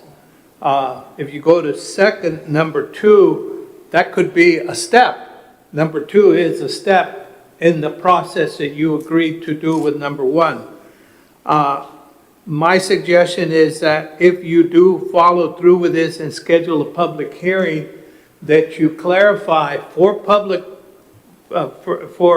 information what's to be allowed in that public hearing. And the reason I'm saying that is because I see that Mr. Keeler did a lot of work on this, but you can't just have a public hearing and then present something. So if you will structure your public notice for that public hearing that you're talking about maybe doing, it's your call, but if you structure it to include what it's going to be discussed, that way the public will know and Mr. Keeler won't have problems bringing this in, or anybody else. For example, anybody that has plans, they will be considered or viewed. Anybody that has a suggestion, Mr. Keeler had a suggestion on some engineers. Maybe you notify the public that we're going to be taking suggestions or recommendations on engineers, that you put that in there so that the public knows what that public hearing is going to be about. That is my suggestion on item 2. Instead of generalizing it, just doing a standard public hearing, it's being specific on the items discussed. Correct. That could be the steps that you wanted to do, initiate the process. Yeah, but we won't know that unless somebody says, this is what I plan to talk about. Correct. So we want, if anybody's going to have a specific item that they want to go into detail, they must remind the city so that we can put it with enough time to disclose it to the community, correct? For it to be discussed. For it to be discussed. You can come up here as a public speaker and speak about it, but it's not going to be discussed. Or passed on as far as flyers and, okay. That's why I'm saying if you'll put it on the agenda that we will consider, I don't want to say nominations, but I'll consider, people to be considered as engineer, for example. So that gives the public notice about what's going to happen at this meeting. Okay, and right now. In other words, this is schedule a public hearing is kind of vague. It needs to be more specific. That's all. Okay. That's my point. Okay, so at this time, though, this is what it reads on the action item of today's meeting. So if we restructure it, will we verbally restructure it, or do we have to put it on the next meeting? When you schedule your public hearing, when you put it on the agenda like it is here, at that time, you want to say, okay, this is, at the public hearing, we're going to take considerations of engineer nominations, for example. And we're going to take considerations of any plans that may be, that way Mr. Keeler can get them in, and it can be discussed. Otherwise, he's limited like he is now as a public speaker. There cannot be any discussion on his proposed plans, or anybody else's for that matter. Okay. So that's all I'm saying is when this public hearing gets announced, put some criteria in there so to allow the public and the people to come in with any recommendation. But if nothing is brought up, we have to keep it at the, like I said, to the 5-minute timer, to the general information, but at least not disseminating plans and names and stuff like that. So if we do approve this and it moves forward and nobody comes forward and brings anything, then we cannot at the time accept any documents like plans or names. Correct. Okay. It has to be noted, the public has to know what it's going to be about. Okay. Just the public hearing is kind of like, okay, we're going to have speakers come in and say whatever they have to say, and there may be some interaction, but what I'm talking about is notice to the public what the meeting is going to be about. Okay, so consideration and action to schedule a public hearing based on information received from the communities to structure the comments or the discussion on the improvements of the reconstruction of Henderson Road project. Okay. So in a public hearing, we can set up the 5 minutes so they can discuss the item, or they can go ahead and finish whatever they have to discuss. In a Well, public is it- hearing, there's discourse between the presenters, whoever wants to come in and talk about it. Yeah. You all can question and they can question you. Yeah, we just can't do it on Public visitors' speakers, remarks. They just speak, and there's no discourse between you all. So a public hearing is more open, more available. Like he But can all- bring all I'm stuff up, we saying can is talk. It's more open be able to, To accommodate certain matters like nominations for an engineer, Just on that one. proposed plans and things like that. so the public hearing is more discussion compared to public comments where we can't discuss anything with them. Okay. But they have to be detailed as to what they want to talk Put it about. on your agenda notice, then it's allowed. You're safe. That's what I'm saying. Okay. We don't want to be caught in a violation of the Open Meetings Act because our agenda was too vague or didn't include. Okay, so based on legal counsel, consideration and action to schedule a public hearing to receive comments from the community on the improvements of reconstruction of Henderson Road projects. And with that said, any discussions based on plans or nominations would have to be addressed prior to the meeting and given enough time to be put on legally. Correct. The agenda will be what you tell Mr. Milam to put on the agenda. So if one of you wants, I don't know, engineering plans or whatever, in particular, you need to just kind of put it on the agenda so the public knows what's going to be discussed. So I just read that, so if you guys want a motion for that or any comments, discussion? Well, I was just gonna say, I'll volunteer to put the list together for the specific items. That way we can get that included. We already know of two, so we know to put those two, you know? Yes. The plan. Is there like a time frame or timeline when we need to schedule this, No, or it'd be at the just next whenever? meeting, at the next meeting. And we can get direction from city council or city government. Generally, you have one of those types of things where that's the only thing. Right, it's that not a you meeting, right? discuss, It's just an open forum. Not at a normal meeting. Yeah. It's best. that Special way meeting. It's dedicated to this project and this discussion only. That's where there can be a And- discourse, right? And then you don't have to worry about hurrying up because you've got other action items to do. That's my opinion. That's what we've always done in the past. Okay, let's schedule it for Saturday at 8 o'clock in the afternoon. No, just- These items, I know that Mr. Keeter mentioned, but these were given to us and we put them word for word how we were given to. So I don't know what the idea was wanted, because you indicated that it wasn't how you wanted it, but we were given this and so we put it as we were given. So I don't I know. understand that might have been a communication failure. I just think the public hearing needs to be ASAP. This project's gotta go. If we're gonna do it, we've gotta take care of what you've already approved. Well, let's, Have a place for them to sign in, so we don't have to do $100,000 Yeah, for yeah. the intersection repair. so since we're on an action item, Comments yeah. were to, like Mark says, in the Clarify. public hearing, we're going to talk about Henderson Road, we're going to talk about engineering plans, we're going to talk about proposed plans. If someone were to come up and want to speak about the water lines over on 8th Street, well, that's outside the notice to the public, and that's all I'm saying. Okay, Confine it, but at the same time you confine it, you allow people to come in that area. You don't restrict someone coming in with whatever they have. all right, so I guess it's clear there, I read it, and so is there a motion to be made? To approve the scheduling of a public hearing? I'll make a motion to schedule a public hearing. Okay, motion made, Second. motion seconded, all those in favor signify, raise your hand by signifying yes. Aye. And those who oppose do the same, motion carries. Moving on to action item number 3, consideration and action to approve the ordinance of the City of Los Fresnos, Texas, establishing regulations for special events, pop-up markets, and farmers markets, providing definitions, requiring permits, establishing application procedures, locations, and operational standards, authorizing markets in conjunction with other events, providing for fees, enforcement penalties, severability, and providing an effective date. Mark, Jackie? Yes, Mr. Mayor, members of the council, this is something that's become an issue in the city. Many of you have been to some of the markets that have popped up at the parks. And so we needed to address it because there's really no mechanism for them to be addressed. We've been addressing them under health and safety and some of those things, but actual monitoring and doing those, we don't have anything. So we looked and been working on this. You want me to give the background or you wanted the background? Whatever, so I can do it. Okay, go ahead. So I'm gonna let Jackie take off and we'll probably tag team back and forth if we need to.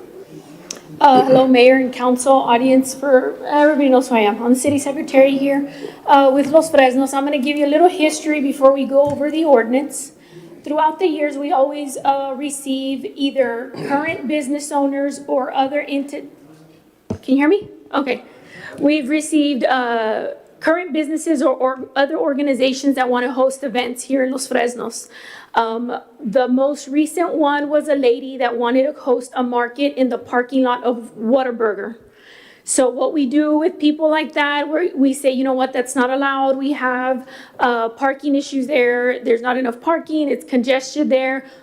We offer them to use our parks at no cost for the first time. We say, you know what, there's adequate parking there. There's lighting. There's electricity. You can use the park for that event, as long as your vendors follow their health. There's just not enough parking there for the business alone. What do? Hey, go ahead and use our park. That's what we've done, including for businesses. We had a business that used to be here, and they wanted to celebrate their 1-year anniversary and have all these vendors in their parking lot. Well, there's not enough parking. Again, we told her, go ahead and do it at the park, at no park, and it's worked wonderfully. The vendors still have to comply with their requirements. Fire marshal goes out there, our code enforcement will go out there and all that stuff. We're good. Recently, the lady that did the Whataburger, we offered the park, she went to the park. Then we had a second, a third, and a fourth entity, and it started causing a little bit of issues. Our parks, the primary use of our park is for our Little League, our education and recreational club, our soccer leagues, the rental for birthday parties. So once they started having it every single week, people would come, hey, I want to rent the park for my son's birthday or graduation, and we had to turn them away. So it was kind of causing a little bit of an issue. We were still regulating them under another ordinance, but we really needed something to regulate all types of events. Not just markets, but the businesses that want to have vendors in their parking lot. We've had people want to host loterias, and it's open to the audience. They want to host programs here at City Hall, and it's just, this will help set a procedure and rules so that we can regulate and better assist them and better assist the community by not causing any type of congestion or traffic or anything like that. So we'll get started. I'm going to just go through a few points. Please stop me if you have any questions. I gave you the ordinance, so we'll go over that first. The beginning is just legal verbiage that we're required to provide. The purpose and intent. This ordinance is adopted to protect the public health, safety, and welfare of the community while ensuring the orderly, safe, and efficient operation of temporary events, markets, and similar activities. It is intended to safeguard city property and infrastructure from damage, misuse, support, and encourage local vendors, farmers, artisans, and service providers, and promote economic vitality. Additionally, this ordinance establishes a fair, consistent, and efficient permitting process to ensure transparency, accountability, and equal opportunity for all participants. Please keep in mind that what we are requiring from these organizations to host these events are nothing different from what we require from regular businesses. Star Insurance, Julia's, Stephanie's Cheesecakes, all those businesses, when they started, we required parking requirements, health, fire, sales tax. I mean, you name, it's nothing different. It's just that they're temporary. We move on and we have a list of definitions, just what it falls under. you know, what we're defining a special event, a pop-up market, a farmer's market, what's a vendor, what's an event organizer, and what's a public property. So the permit is going to be required for anybody we listed in Article 2, which is the definition. And the permit will be issued by the city. Any city-sponsored events, city-approved events, any events sponsored by the school district, private indoor event with no public impact, meaning they're not going to post it on Facebook and say, hey, everybody come to my house, I'm Sarah and Mary Kay. No, that's doesn't apply. Private gatherings on private property that do not otherwise meet the definition of a special event. So these are all exempt, meaning they're not going to need a special event permit. We'll move on to the application. So the application, and if you see your packet, we also created an application. All this is gathered from our surrounding cities because all other cities have special event permits and they regulate these types of events. So what we do, the city manager, myself, the police chief, the public works director, and the code enforcement, we sit down and read and combine and see what best works for the city. So just so you're aware, this is the application we created. They'll be required to submit that applications, and it has to be at least 10 days prior to the events. Late or incomplete applications may be denied. Why 10 days? If they need police, if they need public works, if they need any type of city services, it allows us time to look over the proposed event. Additionally, they are required to submit the list of vendors that will be at that event. Why? Because each vendor has to be legit and have their required information. Sales tax ID, if they don't have, they'll have a cottage law ID. There's just a variety of things that apply to them to make sure that these businesses are legit. I don't want to use that word, but legit. So the 10 days will allow our code enforcement department and myself to go over the application to make sure that everything that they submitted is accurate. We'll move on. Go ahead. Just want to mention one of the things there could be as many as 40, like this weekend, there's 40 different vendors that have to be researched to see that they're a legitimate business. They have the sales tax information, the tax IDs and all of that information, so it does take a lot of time. It's like 40 McDonald's coming in. If McDonald's comes to open up their business, we do that for them. Well, this pop-up vendors or these events, there could be 40 vendors, and so we have to do that 40 times. So that's why we need the lead time. Mark, so if I make like a really special lemonade and I want to go and be in this farmer's market and sell my lemonade, is there, like, I can't just do it? I have to get some kind of sales tax? Because you're receiving income. You're receiving income, so state law says you have to pay tax to the state on whatever you sell. And since you're handling food, you have to have a health permit and food handler's permit to make sure that. So like when I go to Brownsville, I go to the farmer's market, when I used to go, all those vendors have to abide by those same rules? Is this something that we are getting from other cities, or this is just our own put together? Are we? Yeah, we're gathering from other cities. And on that, for those vendors, is that an every week thing since it's farmers market or do they do it once and they're good for the year, or they do it every week? We would have to verify every week. And it just happened this weekend. The people on Saturday were not the same people that were on Sunday. Yeah, and then they'll do it again for next Saturday. The same vendor, they have to do it again for that week. Just so you're aware, when they're handling food, if you go, you get that lemonade, you get sick, who are you going to turn around? Well, the city approved them. Didn't the city go do a health inspection? Actually, we have the list here, and it was Leo's Lemonade Stand, and they have their certification, and they're a legit business.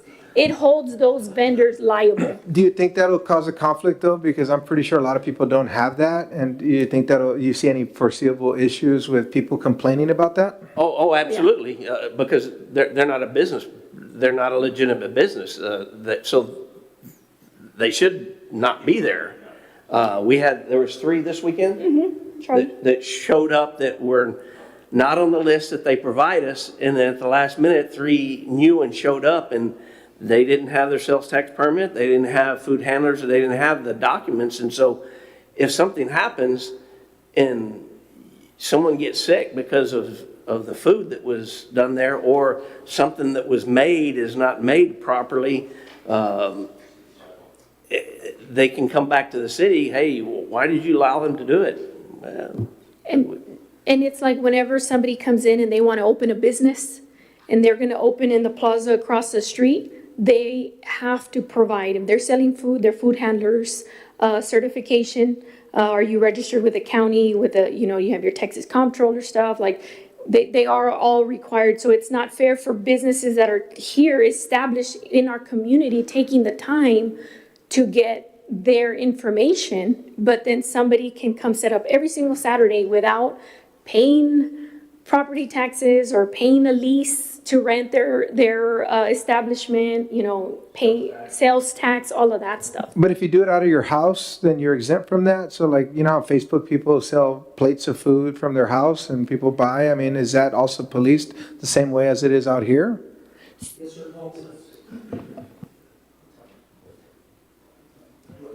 Yeah. Respond to that.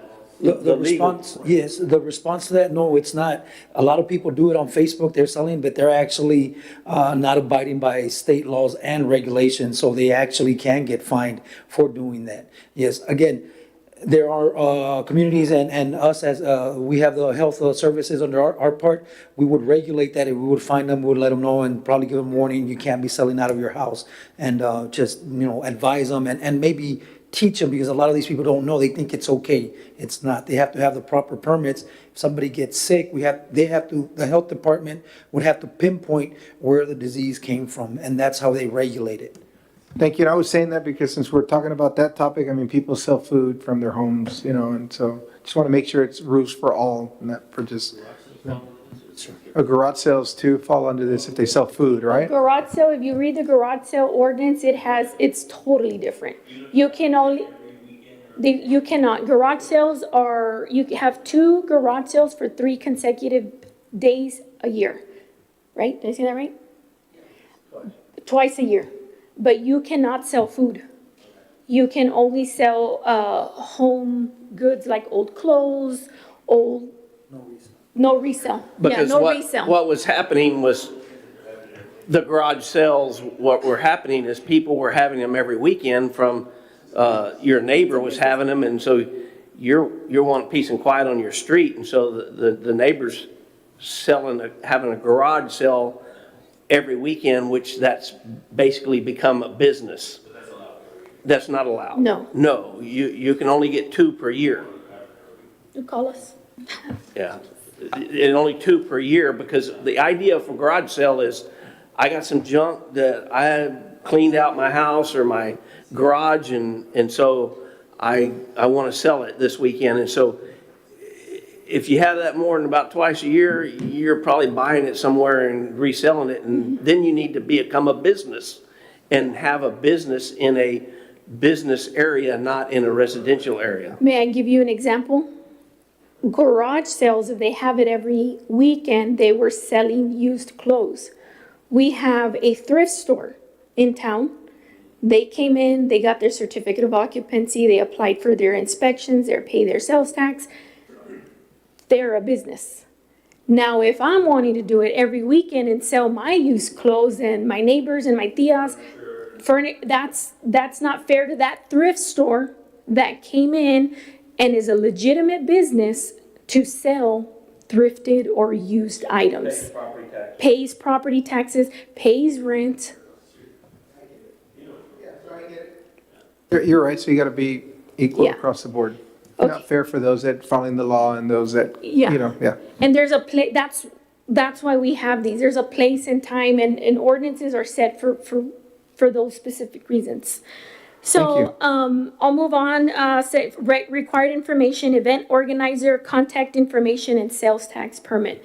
The event organizer is collecting anywhere between $40 to $50 per vendor.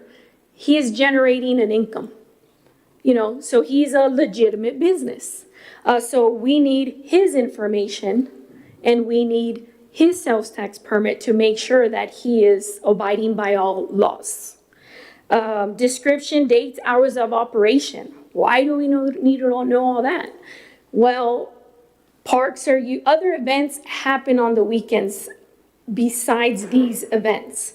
So we need to know what's going on at the beginning of every week.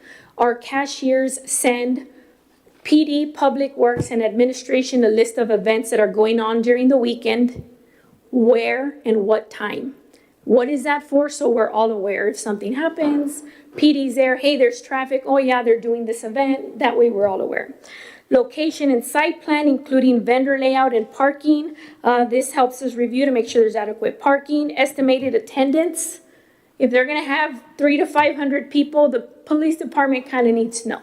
There's gonna be traffic, where it's gonna be at and so on, so that'll help us. Written property owner permission, if private property, I'm hoping they get permission from the property owner and they don't just set up a bunch of vendors. Vendor list and confirmation of sales tax permit where applicable, we spoke about that. Proposed sanitation and restroom plans required. I mean, it's very important that there are restrooms available for the public as well as these food handlers where they can wash their hands. Requested city services. Some may need, hey, I'm gonna need an officer because I requested permission from the school to use the parking lot. And they gave me permission, because you need to have permission, and can I have an officer? And they'll pay the adequate fees. Proof of insurance if required. If during that application review, it's determined that insurance needs to be provided by that event organizer, then we will request it. The next thing is the parking use, how we calculate it. Then we have the fees. We'll move on to the fees when we get to our fee schedule. And then we'll move on to, this is just the review. We'll review it. If we deny it, it just based off of safety concerns, incomplete information, event conflicts, unpaid fees, or prior violations. Cancellations must be made in writing and submitted to the city secretary or designee at least 3 days prior to the event. If canceled less than 3 days prior to the function, 50% is non-refundable. We are going to regulate 2 special event permits allowed a weekend. This is mainly so we don't have too many going on at once. And it'll be a little bit heavy for our community. We'll move on to, we specified a little bit more on markets. If it's held in conjunction with other events, we'll have, for example, a run. I'm gonna have a 5K. After the 5K, I'm gonna have 20 vendors set up at the park. So at that time, the person that's hosting the 5K will be responsible for requesting the special event permit and providing all the information we need. Reoccurring markets. Markets that occur reoccurring more than 3 consecutive weekends in a month will comply with all special permit requirements and pay the fees. For the fees on special events, whether it be a 5K, a market, a music for the community event, it's $300. That's it for that one event, whether it's 1 day or 3 consecutive days. Now, if we have a market that says, in the month of May, I'm gonna have a market every single weekend, they'll pay the master special event permit, which will be $300, and it'll be $100 for every reoccurring event after that additional weekends. And then, Because the idea is that you don't have to redo the whole thing over again.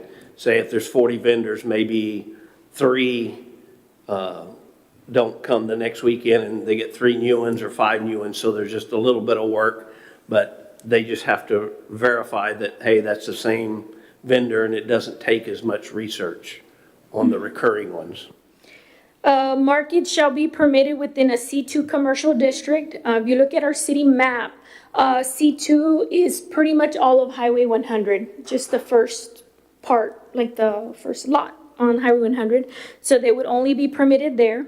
No more than one market per month per public park shall occur without city manager approval. Like I said earlier, whenever we were hosting the markets, it was interfering with our Little League, our soccer practice, our recreation and education and recreational club activities. Now it's the summer, they're starting their leagues, which is volleyball, soccer, indoor basketball, all of that stuff. And if you've been there, it is very congested with traffic. And it doesn't help that we have a market going on, because then we have parents saying there's not enough parking and so on. And again, with the birthday parties, people want to rent it. So we would allow one special event per month. And then we move on to the additional requirements, and it's just what we require for food, homemade goods and services. If they're going to sell alcohol, if they're going to have runs, our police chief already has, that we've been using, a designated route that's safe and convenient for everybody. And then it just goes on with other information that we have to have on there. So this is the first reading. You have your ordinance on your desk, and then you have the fee schedule. So when we do the second reading, we will do an action item to approve the second reading of the ordinance and approve the update of our fee schedule to include these fees. And then just for your reference, when people come in to apply for a special event permit, they will be given this application along with this document that they can list all of their vendors. No questions. Yeah, I definitely understand the reasoning for this. This is to protect the community, the city, by having structure in place. You know, we tend to think about people walking on roads without sidewalks and getting hit by a car, but we don't think about some of these events and some of the things that can go on. And by doing this, this reduces a risk for the city and our community. And I think it's good because we're growing and there's a lot more activity happening. And so we're trying to put the right structure in place to be able to address all those concerns. So any questions, comments from the board? Yes, Yeah, I go for have it. I have one. I agree with this, the whole thing. The only thing I don't agree with is on, only 2 special event permits will be allowed per weekend. So for example, let's say we have a market that says, I want to have the market every weekend of the thing, and then we have a run that wants to do it on that event. I think we should put there only 2 special events permitted and any other events authorized by the city manager. Because for example, let's say we have 2 markets that are doing it every weekend, then we can't do any other events on that thing. So I think we should have a disclosure there to where if any other event based on, I don't know, outside of the normal, then the city manager should have the authorization to authorize that. That way we don't block ourselves, for example, on somebody wants to bring a concert, but this guy's already have it done for the whole month. Or another type of event that does that. That's the only thing I think might have a little change on, just 2 events per the weekend, but if there's anything else that the mark or that will be able to authorize that. Like, I'll give you an example. Like- Go. Yeah, like, for example, we had this weekend here at the rodeo, we had that event, right? And let's say hypothetically, we have another event at the park, community park, and then something else comes up, and, you know, we're kind of, well, how are we going to handle it? Maybe it's at Memorial Park, you know? I guess he's right, being able to go to Mark and say, hey, Mark, this is a one-off thing. It doesn't happen all the time. What do you think? We don't want to discourage anybody. You know, I guess Just that's what not he's to trying to say. discourage Yeah, that's good. people to having We'll add that. an event here in Los Fresnos, that if it's something that's good enough, that Mark can make a decision, well, this is something that's good, we can approve it, or no, it's not, and we're not gonna do it. So they'll add it, so they're going to go ahead and add something like that. Yeah, we can add some language in section 5.05, similar to what no more than 1 market per month per public park shall occur without city manager approval. Like you say, there could be situations where we go, nah, this needs to happen, and we could do the same kind of language in section 5.05 for the final reading that says, gives us the flexibility so it doesn't lock us in. I think that's good.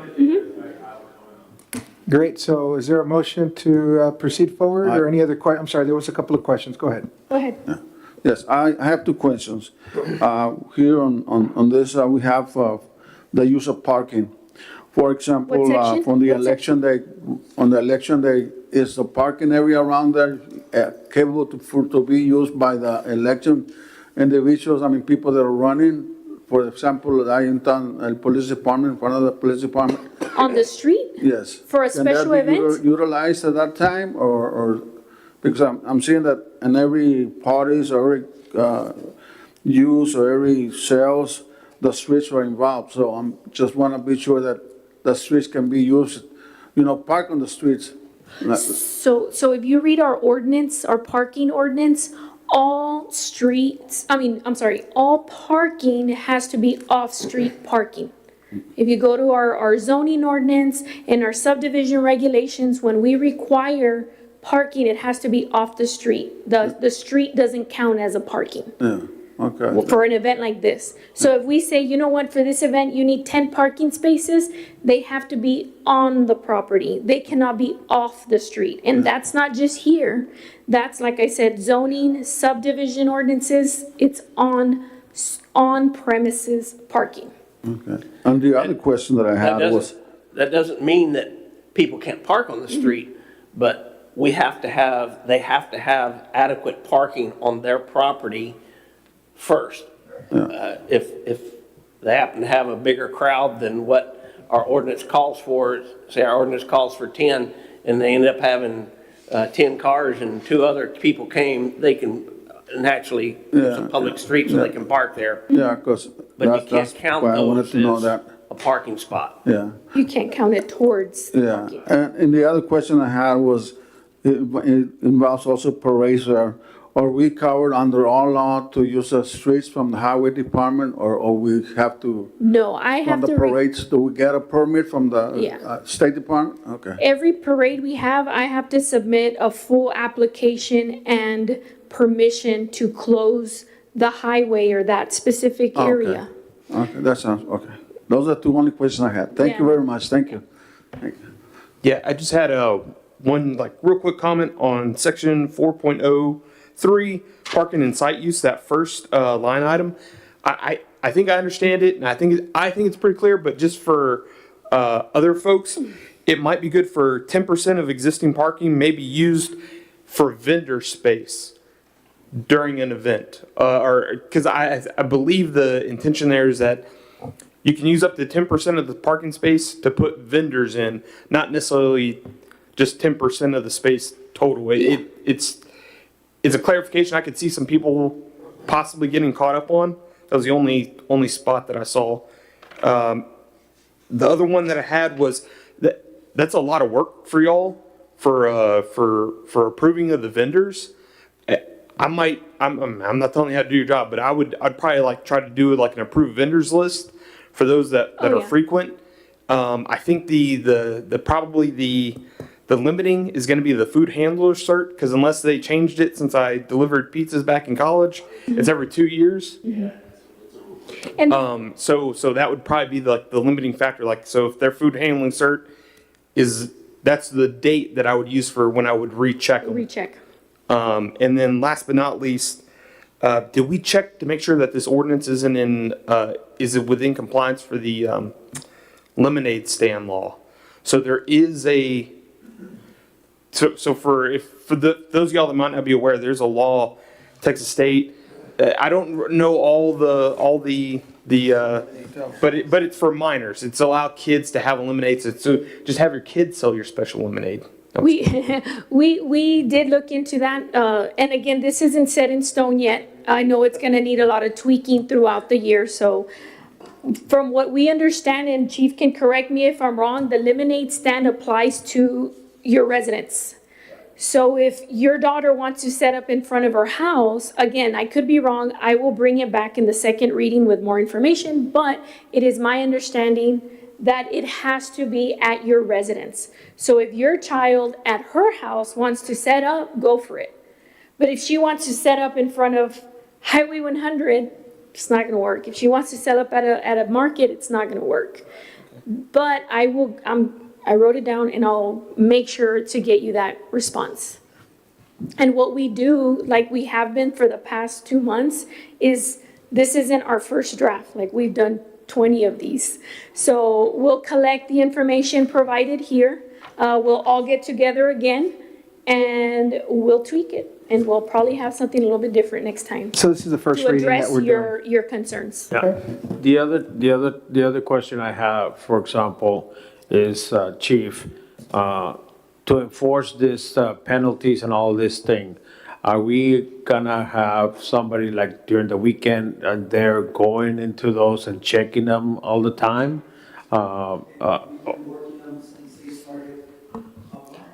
Since they started in December. Our two code enforcement guys have been coming out, they've been coming out on the weekends and making sure that So is this something that we need to look at as far as like, what you guys are spending on your, or those people, the code enforcers working on the weekends, too? Or do we have, how can I say it, like, this is causing an extra work for them? I think we have code enforcers all the time. Yeah, There's we've always 24/7 had a code enforcers are available. Not 24/7, Oh, there's no? two, but he schedules those just like we schedule other people, to be able to be available when these happen. But they work That's why weekends we and do it stuff, in right? advance, Yeah. so that they know it's 4 to 8 on a Saturday, so that one of our codes is gonna be available to check. And the markets that have been going on, we have already been regulating their vendors. Okay. So they've already been out there checking their vendors' licenses and make sure they have their food handling permit, like all of that. We've already been doing it. We're just now have it on paper. Okay. We've been learning a lot through these vendors. They've been bringing up, I'm a farmer, I fall under cottage law, the lemonade. We actually had one vendor this past weekend that wanted to go under the lemonade and not bring any certificates or anything like that. And we told him, if it's at your house, you're more than welcome to do it. When you're coming to an event like this, you're outside your house, it doesn't fall under the lemonade stand law. Yeah, that was my question, because I just want, one, because we have two. And if this is gonna get, and the way it's looking at, because, I've been getting calls about this, is they gonna start doing this every weekend. And it's gonna get to the point where we have them all the time doing that. So if this is kind of bringing those two enforcers to now have them all day during the weekend, and you having to change your schedules and stuff like that, that's why I think keeping it at 2 per weekend and only having those extra authorized by the manager is good, because then we don't have that problem of just you guys getting flooded with events like that. And just so you're aware of the process, that's why we require this application and this list. And that we're already kind of working this, and Chief can correct me if I'm wrong. When they submit this, like we had one yesterday, I think, yesterday. They bring all their information, code looks at it today, tomorrow. Saturday, all they go do is like, Albert, you're selling tacos, okay, you have everything, you have it posted, good, next, and they just go by the list. They don't show up and be like, okay, let me collect everything, which will take them a little bit longer. They are already prepared, and correct me if I'm wrong. Yeah. So it kind of makes the process a little bit quicker and more efficient. So they're using efficient time with doing this. They're not taking all day doing this stuff. We're ready. We've been doing this since December. Awesome. Well, thank you very much for this in the first Can reading. I Oh, go ahead. mention something? One of the things that Albert mentioned that's important to note, because we have that problem. I'll give you an example. In October, Friday night, we have football games a lot, they're almost every Friday night unless they're out of town. Well, we also in October have a Conjunto Festival. We also have the Leo Aguilar 5K run, and our people are unbelievably involved in all three of those events: a Friday night football game, the Conjunto Festival, and the Leo Aguilar. And so we ask them, you have to come to us before you set these dates, because we've got to spread them out, because we can't, I think one year we had them all on we had the Friday night football game, we had Conjunto, and then we had Saturday morning the Leo Aguilar run, and all of our public works people and our police department was working almost nonstop because there's a lot going on. So that's the reason we have to know about these things. We don't want to know about it to just be involved in stuff, but we have to be there, and we have to block streets, and we have to make it safe. So that's the reason why. And that was kind of my question, because now looking at it, we have all those events, we have all these markets coming up. So yes, it's good for the city, but at the same time, like you said, we're gonna have our public works people working, we're gonna have our PD, we're gonna have our city staff and stuff like that. It just kind of makes it, and that's why I like that thing, that we have a limit on this, but then also give you the opportunity to go ahead and make that decision by then, because you have the time to, 10 days or whatever, to figure out if it's gonna work for the city or not. So I really congratulate you on this one. I mean, I think you guys have put a good job on this, because the only thing I can say was that.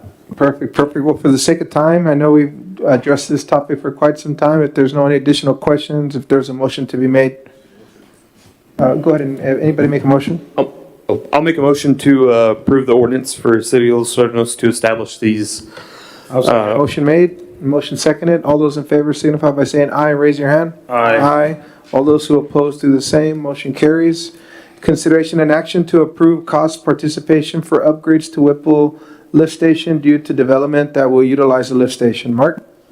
We have two developments that are going to be the only way for them to hook up to the city sewer system is to ultimately go into our Whipple Road lift station. It's at capacity. On page 40, you can see the engineer's estimate on what that cost will be. And so what that does will add about 500 homes to that lift station that can hook in there. One subdivision is 100 and something, the other one's 200 and something, so it's around 350 homes. So it gives us a cushion of about another 150. So what we would like for you to approve is a cost sharing for paying for that. So the developer, if they're going to have 200 homes, they would pay $1,742 their share of the upgrade to that lift station. That way that all that cost of that upgrade is not borne by the city. The actual developer has to pay for that. And then the other one would pay the same amount for their lots. And it's just a cost sharing. We did the same thing on the lift station just north of the high school near Henderson Road in 1847 for all of the development that's happening, Valencia, as well as the other one. Can't remember the name. All right, any questions or comments, or is there a motion to be made? Make a motion to approve. Motion made I'll second. and seconded. All those in favor signify by saying aye. Raise your hand. Aye. All those who oppose do the same. Motion carries. Acknowledgement of city managers' reports. Mark, any updates, anything going on? No, I won't. There's plenty of room in streets and drainage for me to address some of the false statements that were made and twisted under the comments, but I won't do that.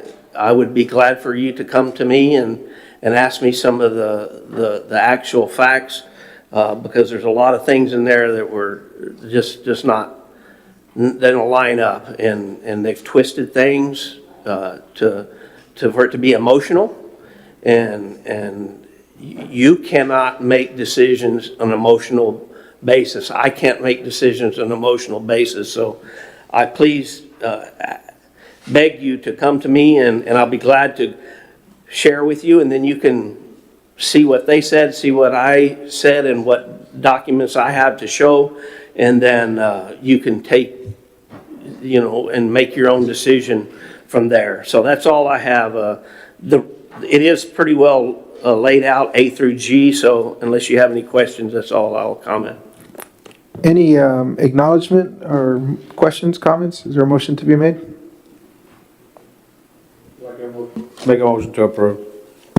I'll second. The motion is made and seconded to acknowledge the city manager's reports. At this time, we'll be moving on to, no, motion has been made, seconded, okay. All those who approve signify by saying aye, raise your hand. Aye. All those who oppose do the same, motion carries. My apologies. Acknowledgement of department reports. Any questions, comments? Is there a motion to be made? I'll make a motion. Motion made. Second. Motion made and seconded. All those in favor signify by saying aye and raise your hand. Aye. All those who oppose do the same. Motion carries. At this time, it's 8:20. So go ahead and adjourn this meeting. Thank you and have a good evening. Jackie, did you ask him about special meeting next week?